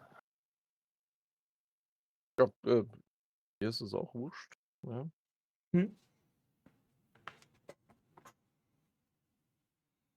Hält mich da an euch. Ja. Also, Macht da die okay. Wie läuft denn das mit Granaten? Wieso funktioniert das bei mir und nicht bei euch? Moment, wir haben doch noch die, Vor allem, aber Moment mal, diese, halt, warte, lass mich mal.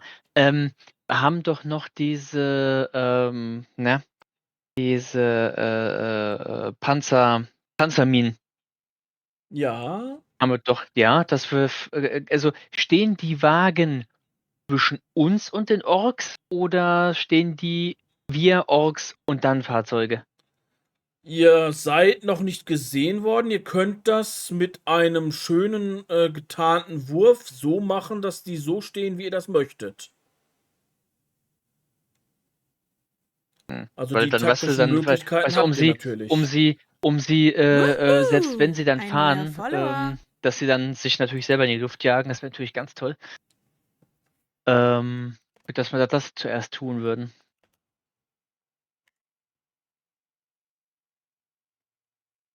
Wie nah muss ich ran, um so ein Ding darüber zu werfen? oder es zu platzieren. Wie viele Erfolge wirst du riskieren wollen? Also je mehr Erfolge du mir anbietest, umso weiter weg kannst du stehen. Entsprechend, wenn du dann verkackst, war das dann Was eher ist so denn ein der Feuerwerk, Mindestwurf? dass ihr bereit seid. Was ist der Mindestwurf? Kleinen Moment. Fragen, So, worauf? das würde mit Athletics funktionieren. Darauf hast du ja, wie viele Würfel? Da bin ich raus. 7. 7. Genau, also 3 Mindestwurf, dann würde es allerdings einen Wurf in Stealth noch dazu geben. Wenn du sagst, du gehst auf 4 Erfolge, die du in Athletic gibst, könntest du auf den Stealth-Wurf verzichten. Wenn der Stealth-Wurf missfällt, würdest du natürlich entsprechend entdeckt werden und möglicherweise würde der eine oder andere Ork dann euch bemerken. Nee, ich mach das mit Stealth. Mit Stealth, gut. Ja. Auf Stealth. Und zunächst mal muss ich dringend meine Attribute hochleveln. Und die Skills. Weil ein plus einen Würfel bei Stealth, das ist scheiße. Also ich suche mir irgendeinen Ort, wo ich in Deckung gehen kann. Ja. Ja, wo ich Cover finde. Und dann würfeln wir mal. Also ich würde mich natürlich dann, Beta würde sich natürlich schon mal in Anschlag bringen, falls er bei der gesamten Aktion doch eventuell gesehen wird, dass er dann natürlich gleich anfangen könnte, dem einen ein Loch mitten durch die Stirn zu ballern. Also ich habe 7 Erfolge, 5 Failure, 2 Possible Shifts und 1 Wrath Critical. Dann hast du dich nah genug rangeschlichen, dass du mit Athletic mit 7 Würfeln, die du würfelst, 3 Erfolge werfen könntest, um die 3 quasi ins Morgen zu bringen.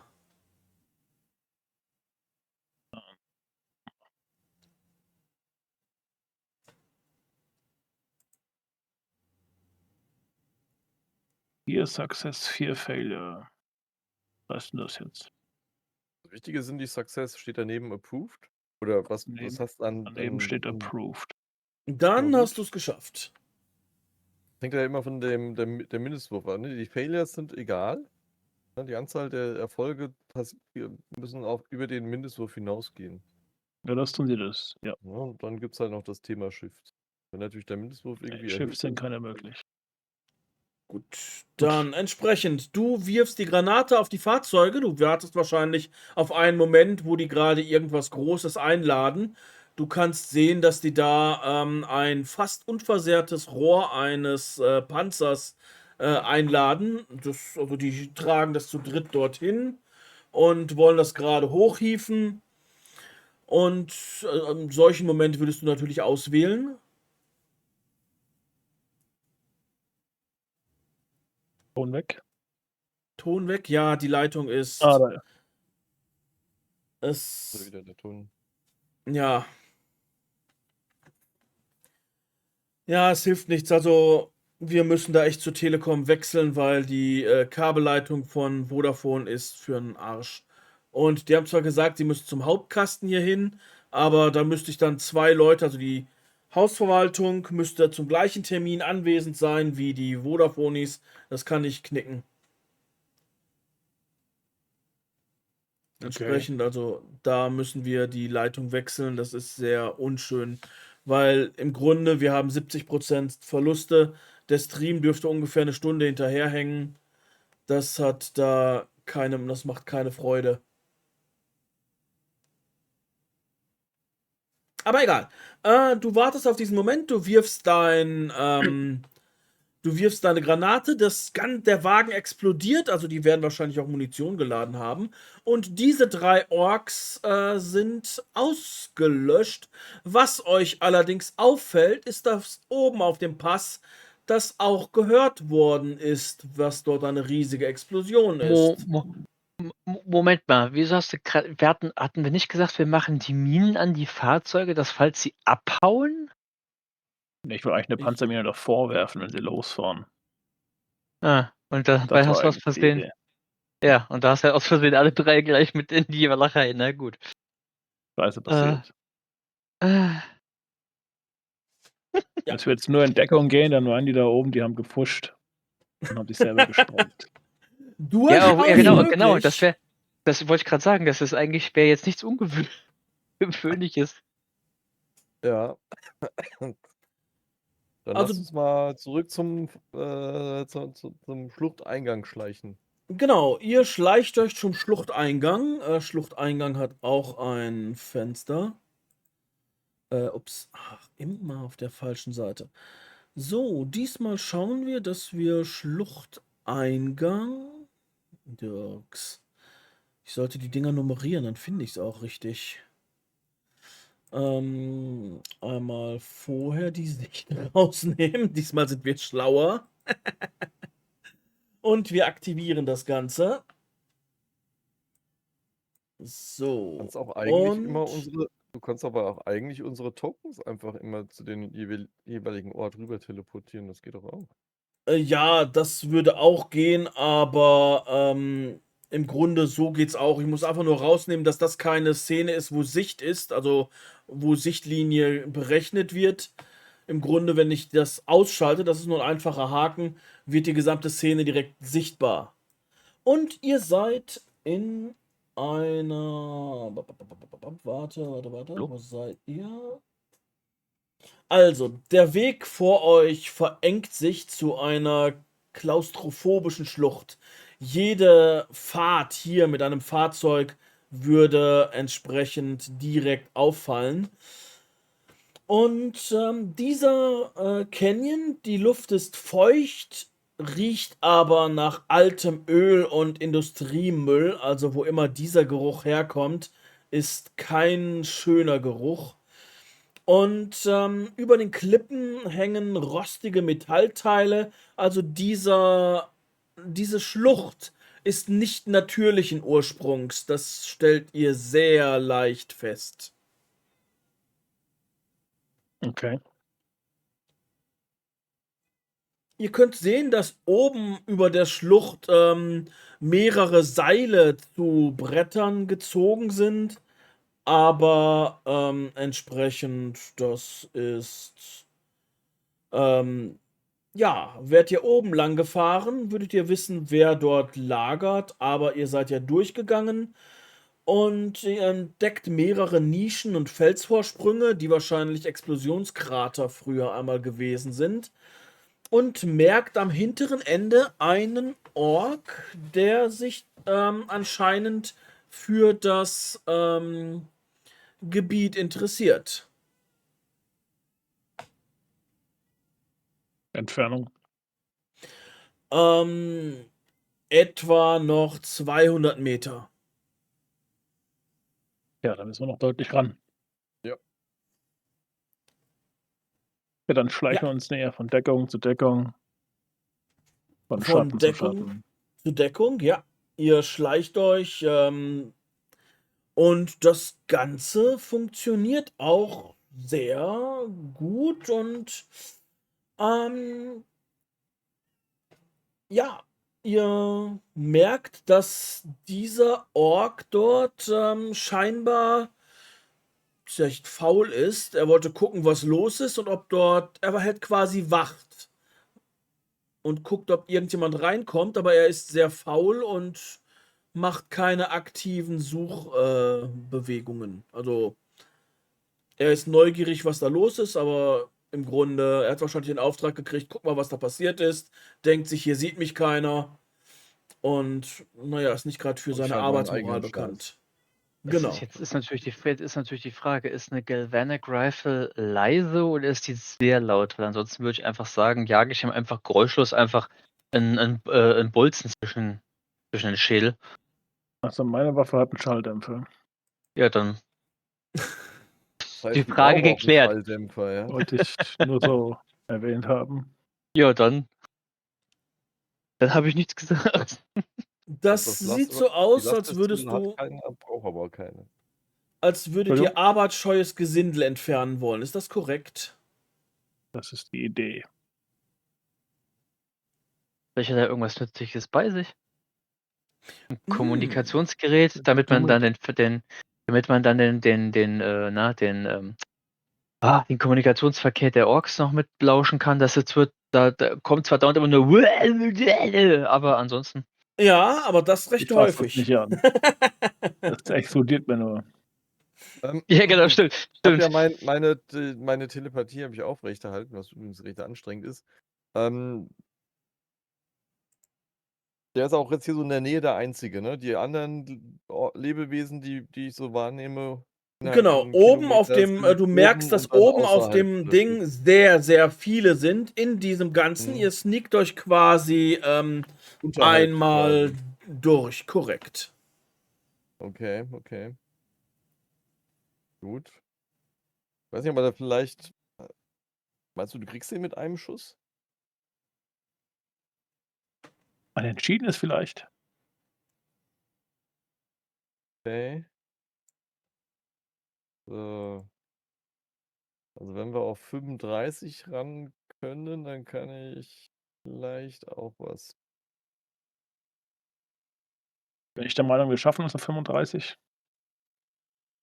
Ja, das sind, wie gesagt, es gibt sehr viele Löcher da drin. Das ist, ihr merkt immer mehr, dass das eine riesige, ja, Ein Haufen Bombenkrater ist quasi, der dort. Gegebenenfalls könnt ihr mal Strahlung messen, aber da ist durchaus etwas Großes explodiert, um diesen Krater Das ist was für freizukriegen. weiche Eier. Genau. Ja, dann gleiche ich auf 35, Ich mit? suche mir eine schöne Position und Ja, lege auf ihn an. das ist schön. Bin dabei. Also falls er mit seinem ersten Schuss das nicht hinkriegt, dass er dann Mhm. auch dann fällt, dass ich dann direkt hinterher hängen kann.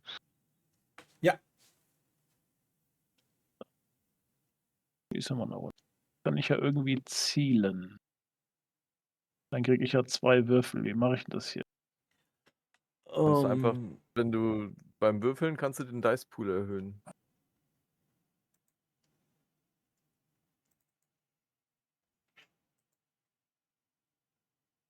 Jo. Jetzt ein bisschen schade. Ich bräuchte eigentlich hier das Token von dem Ork, sagt mir das Programm gerade, damit er mit den Mindestwurf ermitteln kann.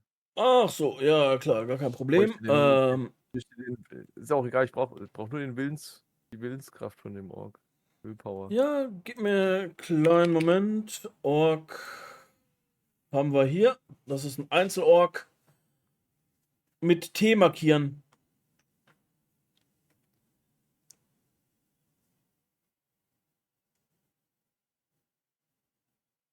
Ist jetzt nichts passiert. So. Hätte doch jetzt eigentlich so ein Ding aufgehen müssen. Da. Ah, ist einfacher geworden. Sehr schön. Das ist ein Ork. Und noch dazu ein Arbeitsscheuer. Ich schieße mal drauf. Ich warte Ja. also auch auf den Schuss von ihm. Genau. Den ich immer noch nicht sehe. Das ist sehr unschön. Also gut, am meisten ärgert mich die Leitung, dass die halt so grottig ist, aber. Ich habe 7 Erfolge und 2 Possible Ih! Shifts. Ja, du schießt auf diesen Ork und der ist auch mit 7 Erfolgen, hast du ihm einen deutlichen Kopfschutz gegeben. Du trennst quasi die linke Gehirnhälfte von der rechten Gehirnhälfte und der Ork sackt zu Boden. Man kann ja jetzt mal drüber nachdenken. Bah! Hat er für eine Defense gehabt? 3? Da ist dann Ja. 5. Warte, haben wir sofort. Irgendwie sowas. War einfach nur so Defense hat er 2. Regelverständnis. Okay, das heißt, du hast 5 Nettoerfolge gehabt Plus 2 Shifts. Ja. und irgendwie deine Waffe noch irgendeine Idee wert, ne? Der geht da irgendwie mit rein. Ich glaube, der hat keine Idee. Ah, okay. Also so ist er quasi einmal komplett georkt worden. Ja, Aber jetzt. als ihr ihn untersucht, Der natürlich danach machen, richtig? genau, seht Klar. ihr etwas, was er dabei hatte, und zwar einen Ork-Ingenieurplan für die Leute, die dort draußen gesprengt worden sind. Und zwar, ihr versucht, ihr könnt gerne mal auf Technik würfeln oder sowas, falls die Orks Oh damit Gott. darstellen wollten.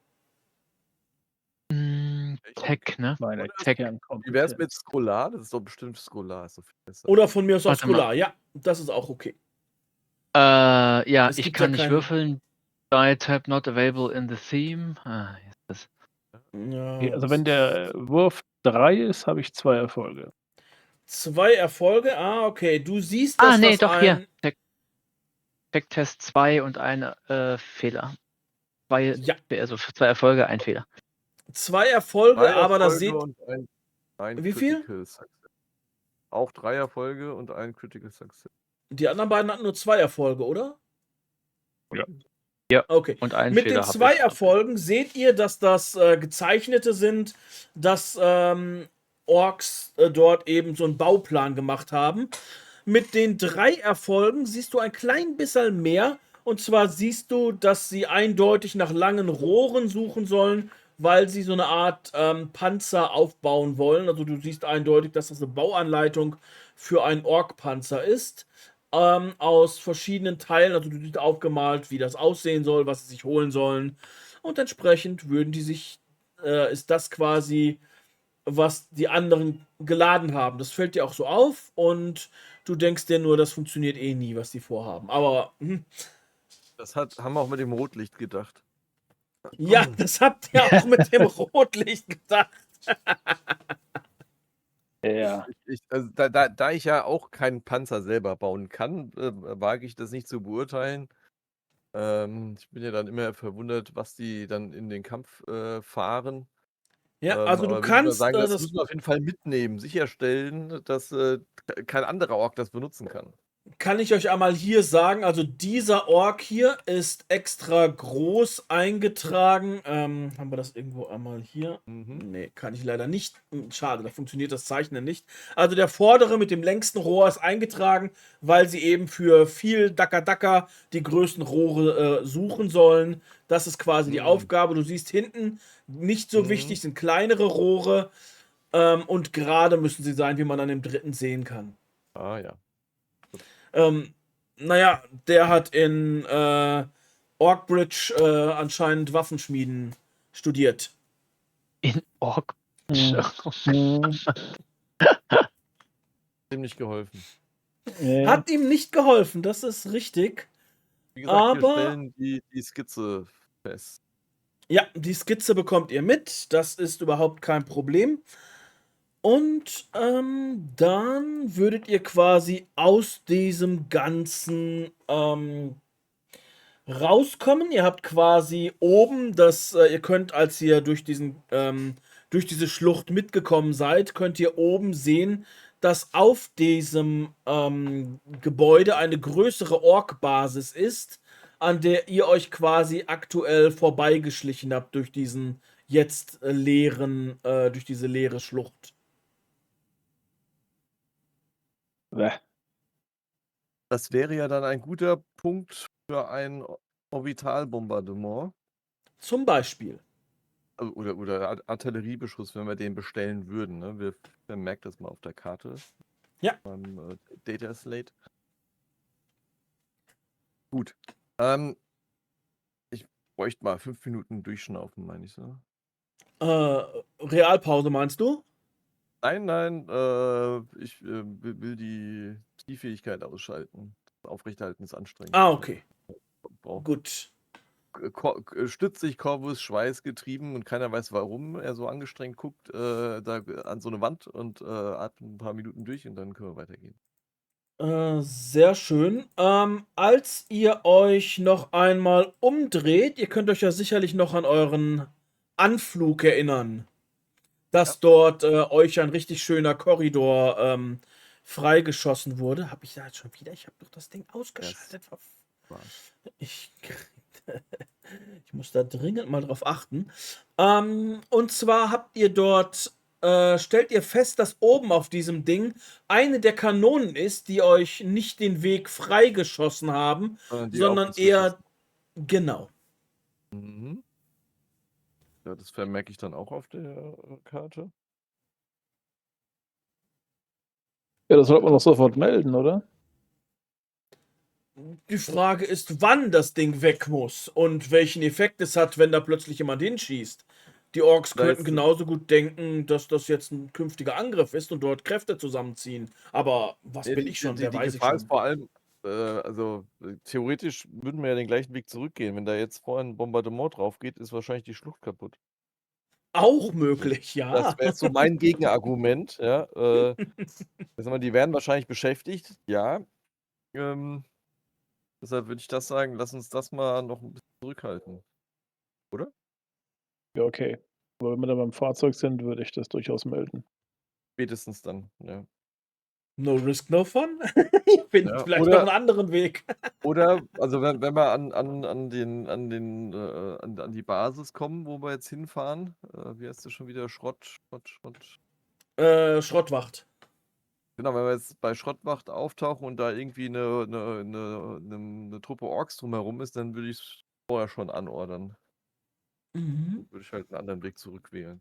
Wäre jetzt so mein Vorschlag. Deswegen. Ja. Gut, Ja, klingt gut. wie sieht es denn jetzt hinter der Schlucht aus? Wie weit haben wir es denn noch zur Hinter Schrottwacht? der Schlucht seid ihr. Da kommen wir einmal zu dem Punkt, dass ihr. Diesmal gucke ich vorher, ob es klappt. So. Hab ich das wieder nicht ausgeschaltet? Das ist so typisch ich. Ihr könnt sehen, ihr habt ja noch ein klein wenig die ganze Beschreibung durch und ihr kommt an diesen Fluss an, den man euch gesagt hat. Ganz kleinen Augenblick. Also, der Pfad endet Okay. abrupt vor einem breiten und künstlichen Kanal. Darin fließt keine Flüssigkeit, die ihr kennt, sondern eher eine dickflüssige, giftgrüne Substanz, die blubbert und stinkende Dämpfe ausstößt. Ein Säurefluss, quasi direkt aus dem zerstörten Industriegebiet, was hier einmal stand. Das ist kein Wasser mehr, was dort drin ist, sondern es ist, ja, ein Rinnsal an Giftmüll, der sich jetzt durch diesen Planeten zieht. Toll. Aber ihr seht dort auch eine wunderbare Brücke, die man nimmt. Leider bedeutet das auch, wenn ihr nicht sehr schleichend unterwegs seid, dass jeder euch sieht. Es sei denn, ihr schwimmt durch die Suppe. Suppe ist ein guter Anblick dafür. Das müsst ihr euch auch ungefähr so vorstellen wie das Zeug bei Roger Rabbit. Sehr schön, sehr schön. Nicht?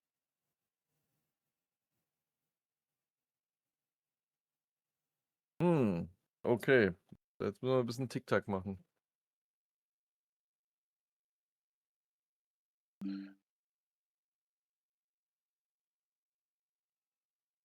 Ich würde ungern da versuchen durchzuschwimmen. Vergiss das Ich Schwimmen. auch nicht. Ich glaube, der Einzige, der hier durchkommt, ist der Skitari irgendwie. Wobei, ne, so ein bisschen Biomasse hast du ja auch an dir, gell? Ein bisschen Er hat dann Biomasse habe ich zumindest noch an mir, ja. Er hat dann zumindest ein Hm. schönes Muster im Metall. Dann sieht er aus wie so ein, wie heißen die Messer da aus dem Osten nochmal? Ja, Damaststahl. Ja, Damast. dann sieht er so, Okay. genau. Ein Skitari aus Damast. Ich sehe es vor mir. Ich sehe es Ja, vor klar. Und dann seht ihr dann später, wie Peter dann mit der Schleifmaschine um diese Wellen da wieder rauskriegt. mir. Sehr gut. Das ist mir wert. Ja, das wäre es was. Ja, das wäre es verwehrt, aber das hält uns dann unheimlich auf, weil er nicht weitergeht, solange das Muster nicht weg ist. Wie breit ist denn der Fluss? Etwa so, ähm, das sind ungefähr 40, 50 Meter. Wie lang sind unsere Seile? Seile, die haben ungefähr auch die Länge. Also ihr könntet die Brücke sieht sicher aus, es sei denn, sie würde beschossen werden. Ihr könnt euch da mit den Seilen natürlich auf dieser Brücke absichern. Das ist durchaus möglich. Wenn ihr das möchtet, dann würdet ihr wahrscheinlich auch Beschuss aushalten. Aber selbst ein Seil spannen wäre dort so nur sehr schwer möglich. Dafür ist es zu kurz, um das noch zu befestigen. Außerdem müsste dazu einer rüber. Ein Stein werfen reicht da ja nicht. Ja, ich dachte halt so an so eine Seilrutsche irgendwie da drüber etablieren, um nicht über die Brücke zu müssen, aber ich glaube, das können wir getrost vergessen. Ja. Also Ja. da müsste man einen Punkt haben, der hoch genug ist. Das Ganze dann, ihr müsstet einen höheren Punkt haben. Also, naja, egal, wie so eine Ja, ja. Rutsche funktioniert, kann man sich ja vorstellen. Ja, nee, das sieht. Okay, ja. Wie spät ist es eigentlich? Es 20 ist vor 10. abends. Oder meinst du im Spiel? Im Spiel. Im Spiel. Es ist mittlerweile so Lichtverhältnisse. früher Abend.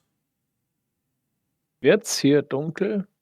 Ja, es ist durch den Gestank und durch den Nebel des Flusses durchaus auch schon bevorzugt für euch. Ihr dürftet es halt nur nicht komplett Was? verkacken.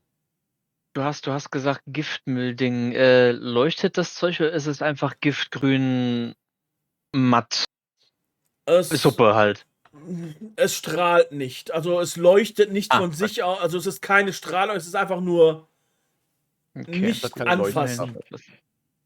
Immerhin. Keine, Schau mal. das hat keine Leuchtkraft wie auf dem Bild. Genau. Im Bild leuchtet ja das Wasser selber. Ja, genau, das war so eigentlich die. Nein, keine Strahlung. Okay. Sorry. Mhm. Gut. Ja, dann Brücke. Oben, Mitte oder unten drunter hängend. Vorschläge? Schaut, dein Ich habe Gebiet. über unten drunter nachgedacht, aber ich weiß nicht, ob ihr das könnt. Tja, Ich, also. ich schon, weil ich mich ja durch Du Magnetismus. bescheißt, Ping. ja. Ihr könnt euch auch erst einmal umschauen dort. Das wäre auch möglich. Ihr müsst ja nicht nur direkt über die Brücke rüber. Umschauen ist immer möglich. Umschauen könnte ich, aber warte mal, das ist ja wieder Awareness, ne? Dann mal gucken. Ich glaube, ich habe Awareness irgendwie nur so. Na, ihr könnt euch in der Nee. Gegend umschauen, ob ihr da irgendwo was seht. Also definitiv, ihr müsst ja nicht ins offene Messer laufen oder sowas. Hm. Ja, ein bisschen umschauen wäre mal so nicht verkehrt, ne? Sag ich doch. Ja, also ich schaue mich mal mit Awareness oder einem. Investigation, was willst du haben? Investigation nehme ich diesmal. Oh, da bin ich sogar besser drin. Mindestwurf 3, ja? Ja. 3 Erfolge gefordert. Oh. Gar Ich nicht habe, schaffen. ich habe 1 Success, 2 Failure und something unexpected happened. Toll. Bei der Ah, Investigation. Was kann da falsch? Warte mal, was ist die Komplikation? Sekunde. Na? jetzt sehe ich Würfel. Aha. Ich habe Roll Und- Complication gewürfelt. Und jetzt, genau, dann Oder- sehe ich auch deinen Wurf. Ja, aber nicht Allerdings lediglich sehe das ich Ergebnis von der Complication. leider Ja, nicht, wollte ich leider sagen, nicht. das hat damit nichts zu tun. CD-Dice raushauen. Das ist für Ja, D&D gut, ich- aber nicht für das Ding. Ja, das merke ich Äh, auch. Das muss da raus. Ich rutsche. Okay, dann sagen wir, ich rutsche aus und fliege wieder vornüber einmal aufs Gesicht und fertig. Ist okay. Du landest wieder auf der Nase und ihr könnt allerdings, du hattest wie viele Erfolge, Corvus? Oder Erin, wie viel hattest du? Ich habe 2. Hoffnungslos. Also ich habe 2 Erfolge, ja. 2 Erfolge. Okay, also ihr könnt sehen, dass hinter dieser Schlucht ein Orklager ist, aber ihr seht nur, dass das ein Lager ist. Es ist bei weitem nicht so groß wie das auf dem Hügel, sondern es ist eher nur so möglicherweise das Ding, wo die Rohre abgelagert werden müssen. Aber eher so, höchstwahrscheinlich ist das nicht da. Wenn man euch sieht, würde man euch von diesem Punkt aus sehen. Ansonsten ist da nichts weiter. Irgendwo eine schmalere Stelle ist auch nicht hier so ad hoc in Sicht, ne? Wo man irgendwie sagen könnte, man könnte irgendwie mit einem anderen Hilfsmittel rüberkommen. Wie Nicht weit große- möchtest du von dieser Brücke dich entfernen? In welche Richtung? Also eigentlich will ich mich nur in die andere Richtung umdrehen und nach links gucken quasi. Erstmal. Hm. Wenn da was ist, wo 3 Felsen in der Mitte sind, wo man quasi elegant rüberspringen kann, wäre das ja vielleicht auch eine Möglichkeit. Leider nicht. Also, du siehst, dass das Ding an jeder Stelle so breit ist, dass selbst für einen Space Marine der Sprung unmöglich ist. Also, du müsstest da schon, wenn, die Überreste der Brücke benutzen oder alternativ Also, irgendwo okay. schauen. Also, das ist. Die Brücke Damit. selbst ist so weit du sehen kannst. Die einzige Möglichkeit dort rüber. Weit, wenn man jetzt, du kannst im Hintergrund sehen, sind noch weitere Brücken und auch, wie du das siehst, die entsprechenden Industriegebiete. Da könnte man rumfahren, da würde man aber sehr viel Zeit verlieren. Wobei sicher bei den Industriegebieten dort hinten die Möglichkeit wäre, rüber zu gehen. Die Wahrscheinlichkeit, dort Orks zu begegnen, wäre aber gesteigert. Die fühlen sich durch das Grüne sicherlich gestärkt. Man Ja. sieht es jetzt hier so richtig. Ist die Brücke so breit, dass ein Fahrzeug drüber kann auf dem unteren Teil und oben ist Ja. nur quasi Haltung? Oder Einspurig sind das zwar, aber nur ja. so Öl Rohre oder sowas. Nein, das ist wirklich eine Brücke aus Plasstahl, die heruntergekommen ist. Einspurfahrzeug durchaus möglich oder zwei kleine Autos. Also stell dir einfach vor, da könnte ein Panzer locker drüber fahren, aber oder zwei Autos. Ja. Ja, gut. Dann, also ich glaube, wir müssen über die Brücke rüber. Ja, oh Wunder. Und Dann sollte man da rüberschleichen. okay. Achso, die Brücke ist aber ist die komplett aus Metall oder? Sieht Plasstahl, so ja. aus. Gut, weil dann würde ich drüber schweben, dann bin ich auch leise. Okay, Okay, ich du hätte jetzt eigentlich kriegst. erwartet, dass du, also wie gut kannst du denn schleichen? Ich Ja. kann einwürfeln? Ja, dann hätte ich jetzt aus dem Bauch raus gesagt, kannst du vielleicht mit deinen Magnetdingern irgendwie unterhalb der Brücke lang krabbeln? Ja, Das habe ich doch, vielleicht, ja, habe ich ja gesagt. Also ich kann entweder unten drunter laufen oder genau, aber ich oder kann oben halt. drüber schweben. Ne? Unten Das, drunter laufen ist die Wahrscheinlichkeit, dass sich einer sieht, geringer, hätte ich jetzt so gesagt. Weißt du? kann ich natürlich tun, ja. Ja, und ich glaube, der Space Marine und ich, wir müssen den mudanen Schleichweg nehmen und uns da Ja. irgendwie verstecken. Wir müssen überlegen, ob wir auf der Straße schleichen wollen oder quasi auf dem oberen Teil. Ja, also Ich würde die lieber Brücke hat von ja Pfosten zu Pfosten gehen. quasi zwei Ebenen, ne? Einen ganz oben und einen darunter. Ja, und unten ist wahrscheinlich Mhm. Verkehr und oben nicht, aber dafür ist man halt vielleicht oben sichtbar. Fährt da überhaupt irgendwas? Laufen da irgendwelche Orks? Aktuell Frage. seht ihr da, du kannst gerne einmal auf Wahrnehmung würfeln. Okay, Wie kann man 2 denn bei Erfolge. Awareness eine Complication machen? Ne? Das Ähm, in die falsche Richtung geguckt. ja, falsche Richtung geguckt. Da siehst du keinen, wenn da einer ist. Hat Geht irgendeiner gar nichts, kann noch. ich gehen. Nee, ich habe nicht genug Erfolge gewürfelt. Okay, Beta. Awareness, ich kann es versuchen Mein Intellekt steigert. und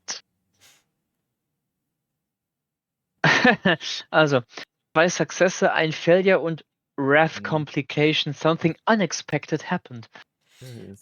Ja, Something Unexpected mache ich dann noch einmal. Und zwar.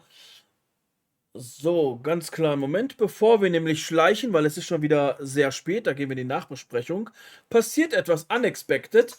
Du kannst sehen, wie aus dem Lager, welches ihr dort in der Ferne entdeckt habt, ein Ork runterkommt, an den See geht und dort in den Fluss pinkelt. Das Ganze gibt Okay. Funken und der Ork erfreut sich an diesen Funken. Und das ist sehr unexpected. In der Tat. Ach, Moment. Noch mal 'ne andere Frage. Wie ist denn so die Geräuschkulisse dort überall? An dem See jetzt da gerade? Ist die sehr laut? Ist das laut, Würde oder? man einen Schuss Ja, überhören ein Schuss oder? würde man hören, der Fluss bewegt sich nicht so laut, dass es ein rauschender Bach ist, sondern stell es dir eher wie ein schnell fließender Lavastrom vor, der sich dort aus Giftmüll ergießt. Mhm. Und entsprechend Ja. gibt das lustige Funken, wenn der Ork da reinpinkelt. Der freut sich, ihr könntet ihn erschießen. Wäre möglich, das könnt ihr euch bis zum nächsten Mal überlegen. Den Schuss würde man aber definitiv in diesem Lager hören und das Schleichen wäre dann vergebens. Außer es ist mit dem Schalldämpfer und dann würde er vornüberfallen in den Giftmüll und würde einfach, zerfallen. Zum Beispiel. Lasst uns dann einmal in die Nachbesprechung kommen. Wer möchte denn anfangen? Dann mache ich einmal, ich habe zwar wieder wenig gesagt, aber ansonsten war es bisher heute gar nicht schlecht. Natürlich du hast es mehrfach angesprochen, die Verbindung etwas schlecht, ja, aber Ja, ansonsten da habe ich lief es auch, also der eigentlich ganz gut. Techniker, aber da sage ich gleich am besten zu was. Genau. Ihr hattet heute leider nicht die Möglichkeit, zu irgendwelchen Battlemaps zu kommen. An der einen seid ihr vorbeigelaufen und zu der anderen seid ihr noch nicht gekommen. Ist aber nicht so schlimm. Wer möchte als nächstes? Eine Frage hatte ich noch. Wie Ja. breit war das jetzt, der Fluss? Der Fluss, das waren 40 bis 50. 50 Meter. Wir müssen auf der Brücke 50 Meter laufen, ne? Genau. Mal aufschreiben fürs nächste Mal. Und ihr habt quasi unexpected gesehen, dass das Orklager besucht ist. Also, dass es nicht leer ist. Hast du sonst noch etwas? Wie fandest du es heute? Also, außer dass es weniger Kämpfe gab, als ich eigentlich eingeplant hatte. Ich meine, kämpfen ist ja manchmal auch eher so der letzte Ausweg. Ja, also ich fand das schon okay. Ich habe halt gemerkt, das habe ich vorhin nach dem Token gefragt, dass die ganzen, also die vergleichenden Skills, ne? Also wenn ich jetzt Ja, hier gerade so mit Smite oder Compel arbeite, dann genau, erwartet dass er ich eigentlich, da dass ich den mehr Token Tokens markiere, bereitstellen muss. um dann da die Werte abzugreifen. Ist Ja, aber auch erstmal es ist nur convenient, ne? Das ist ja kein Ding. Wenn du mir das Ding sagst, dann kann ich es auch genauso gut in den Wurf eintragen. Was halt wirklich ärgerlich war, dass der DD Dice Roller sich dazwischen gehängt hat und die ja. ganzen Sachen nicht in den Chat reingeflogen sind. Ne? Das ist also. Genau, das habe ich allerdings auch erst. Das hat beim letzten Mal noch funktioniert, aber anscheinend Mhm. mit der V13 gibt es da Probleme. Das Ja, werde ich auf jeden Fall nochmal ja. austesten. Ich hatte jetzt gedacht, weil das eben abgedatet ist, dass der keine Probleme macht. Lustigerweise ich würfel mal hier, funktioniert der bei mir prima, wenn ich da so einen einfachen Wurf mache. Ja, ich Also da glaube, muss wenn der. irgendwas Ja, an der das Verbindung habe ich jetzt gesehen. zwischen Ja, System Mighty aber 6. und dem Tool sein, ja. naja, die Sache, also zum einen ist für uns der Dice Roller, glaube ich, nicht freigeschaltet in den ganzen Szenen, weil wir bei jeder Szene oben so eine Einblendung bekommen, dass der DD Dice Roller in dieser Theme nicht Ah, aktiv okay. ist. Ja. Mhm. Und zum anderen ist der Dice Roller ja überhaupt nicht auf das Nein, Breath of nein, Glory eingestellt. Ne? das Also ist da nicht das würfelt er Ding. einfach nur Der die Würfel. übernimmt nur, das ist egal. Der Dice Roller, der rechnet ja nicht selbst, sondern er gibt nur die Würfel, die Foundry würfelt, den gibt er nur eine Grafik. Mehr macht die Dice Roller nicht. Also also der hat selbst einen Rechenwert, wie gewürfelt wird, aber der benutzt wirklich, wenn er eingebunden ist, nur die Optik, die Zahlen und die Würfel kommen aus dem Foundry selbst. Also Foundry sagt, hier, du musst jetzt eine 6 würfeln und dann würfelst du eine 6 quasi. Mehr macht er nicht. Darum wundert mich das, dass sich das so querschaltet. Ich glaube in der Tat, dass die Skill Rolls, ne, und die Karten, die dann aufgeblendet werden, ne, die berechnen dir ja, dass 5 und 6 Erfolge sind und 6 Zweierfolge sind. Genau. Und eine rote 6 dann auf dem Shift generiert, den ganzen Kram. Und da würfelt er ja keine Würfel, also siehst du ja keine Würfel hier, Genau, wenn du da darum, ich drauf werde das klickst. Tool Ne? da nochmal entfernen. Gegebenenfalls probieren wir ein anderes Würfeltool aus, ist ja nicht die Sache. Aber da werde ich Da einmal brauchst du dran. eigentlich einfach gar keins, weil ich sag mal, das Würfel auf dem Bildschirm rumrollen ist Ja, eher Makulatur. Das Wichtige ist die Karte, genau. die kommt, dass man die im Chat sieht. Ja. Werden wir auf jeden Fall hinbekommen. Dann fehlt ja noch einer. Torian, Ja. wie fandest du es heute? Auch wenn du durchaus für einen Knaller gesorgt hast, hoffe ich, dass das auch so ein guter Effekt war. Ich fand es gut, dass wir eigentlich die Kämpfe umgehen konnten. Weil, wenn die Ballerei losgeht, dann wird das schnell hässlich. Genau. Ja, warum meine Kamera streikt, keine Ahnung. Ja, ich denke mal, das hat man ja in dem Ton auch gehört, dass da sehr, sehr viel Verbindungsabbrüche waren. Und wenn ich mal hier reinschaue, ich habe 70% Verluste dessen, was eigentlich sein sollte. Wenn ich den Stream mal anschaue, die hängen im Grunde 5 Minuten hinterher. Oder mindestens 5 Minuten, eher eine halbe Stunde. Also da ist definitiv sehr viel auszubauen, dass das wieder funktioniert.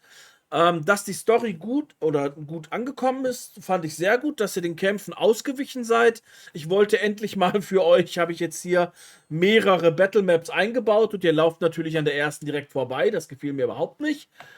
Aber dafür fand ich es gut, dass ihr keine Soldaten geopfert habt. Ich hoffe, das kam etwas rüber, dass das eher so eine Notlösung war. Ja, aber also es gibt genügend, also das Setting ist schon grimdark genug und es gibt genügend Situationen, wo man dann doch das opfern muss. Und deshalb fand ich das, also in dem Augenblick, ich hätte es auch nicht, also ich weiß gar nicht, wie viel uns das wirklich gebracht hätte, gedanklich. Ne? Deshalb, ich glaube, der Artillerieschlag, der wird uns viel mehr bringen. Ja, Ja, Oder einer, also, der versucht, uns Hm. dann mit einer Valkyrie abzuholen oder so. Das, glaube ich, ist viel hilfreicher, als da irgendwo jetzt, ähm, ja. Ja, also dafür dann lieber ein bisschen angestrengt schleichen. ja, Ja. genau. Genau, Und Perücken wird es bis zum Winter erstmal keine mehr geben. Ich schwitze mir hier gerade einen ab. Ich wollte sowieso Ähm, fragen, warum? ich habe immer irgendwas auf dem Kopf. Ja, aber dann doch eher hier ein Space Marine Helm oder irgendwie sowas, aber eine Perücke? Ja, da war mir Ja. heute nach. Ich denke, der aus dem Kommissarhut. Genau, der Der kommt macht's auch uns am wieder. besten. Auf jeden Fall, ich bedanke mich, dass ihr da wart. Ich entschuldige mich noch einmal für die Leitung. Also der Techniker, wie gesagt, war hier, hat aber anscheinend nichts gebracht. Und da es keine anderen Möglichkeiten mehr hier gibt, dass das logisch gekittet wird, bleibt uns dann nur über, dass wir leider mehr bezahlen für weit weniger Leitung. Aber so ist kein Stream technisch machbar. Das Hm. ist sehr unschön. Egal. Also, Ich stecke da ja nicht ja. so drin in der Stream-Thematik, ob man da irgendwo noch Bandbreite sparen kann. So, also Nein, von die dem, was Bandbreite das. ist es nicht. Also theoretisch müsste ich 50 Mbit Upload haben. Für den Okay. Stream selbst brauche ich nur 12. Also, weil ich eben mehrere Spuren hochlade. Wenn ich Mhm. nur eine Spur hochladen würde, wären das etwa 6000, die ich dann hochladen müsste. Der Punkt ist, die 13 habe ich jetzt aktuell, jetzt 12, also im Grunde, das ist alles da. Die Sache ist nur die Leitung, also die Kabelleitung, Verlust. die hat alle paar Sekunden einen Abbruch auf 1000 oder 200 und dann ist natürlich quasi wie ein Abbruch in der Leitung. Sag mal jetzt hier im Discord funktioniert es ja, also moderat gut, klar, könnte ein bisschen besser sein, aber Ja, moderat gut auf ja. jeden Fall, aber wenn ich jetzt, ich mache jetzt einmal was, klar, Moment. Ich werde mal den Stimmverzerrer einhören, dann merkst du sofort, wie der in der Leitung das Ganze also nicht mehr ausgeglichen werden kann durch die Discord-Audio. Filter. Denn theoretisch würde ich auch liebend gerne wie ein Ork klingen. Ja, Leider bei der Leitung, wenn die dann wegbricht, merkt ihr dann sofort, wie es ruckelt. Obwohl das jetzt irgendwie flüssiger klingt, als wenn du es normal sprichst. Danke, das danke. war, Ja gut, aber jetzt gerade ist die Leitung von der Bitrate auch wieder, ja gut, sie ist jetzt auf 7000. Also im Grunde die Leitung schwankt zu sehr. Ich habe hier ausgelassene Frames durch Netzwerkausfall von 70%.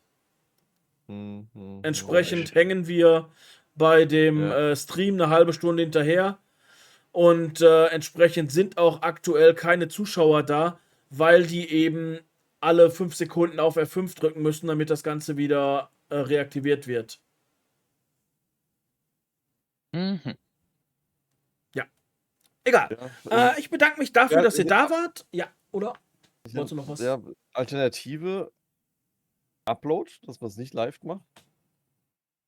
Das werde ich morgen höchstwahrscheinlich auch machen, dass ich das nur aufnehme und dann auf YouTube hochlade, weil die Aufnahme selbst wird morgen, wenn ich das hier auf YouTube hochlade, wird das quasi ein zusätzlicher, also wie gesagt, Rechenleistung ist genug da. Ich nehme der Stream wird gesendet in mehrfach, aber eine weitere Quelle davon nimmt das Ganze auch direkt auf Video auf und das heißt, auf YouTube wird man direkt sehen können, wie das alles funktioniert. Also ohne Delay, ohne Ruckeln, ohne irgendwas. Vielleicht dann ein Kompromiss, ne, zu sagen, okay, dann lassen wir den Livestream halt raus. Ja? Da gibt es halt keine Ja, Interaktion. Die klappt ja gerade auch nicht. genau, die klappt Und auch nicht, leider. muss man halt, Entsprechend, ja, oder insgesamt hast würde du mal ich da aber probiert, eher so die ein, Leitung wechseln, weil das hilft mit der Leitung überhaupt nichts. ja, ich weiß ja nicht, wie schnell das geht. Ne? Also Ja, Leitung wechseln. ich werde wahrscheinlich heute noch das Ding beauftragen. Das Problem ist nur, es kostet 20 Euro mehr und ich habe dafür den Download, der nur noch ein Zehntel ist. Und doof. Und hast du mal probiert, ob du über YouTube streamen, ob das besser ist? Das ist im Grunde das macht nicht Twitch das Ganze, sondern es ist der Gesamtupload, der immer wieder abbricht. Die Leitung selbst, also das ist egal, wo ich streamen würde. Einen dauerhaften dass das, Datenstrom-Upload kriegt die dass Leitung die- nicht hin. Die, Was hast du für eine Verbindung? Also was hast du für eine Leitung? Das ist Was ist das? das ist der Kabelanschluss, über den das läuft. Ich habe 50 Mbit Download und 1 Megabyte Download und 50 Megabyte Upload. Also eine Tausender Leitung runter, 50 Mbit hoch.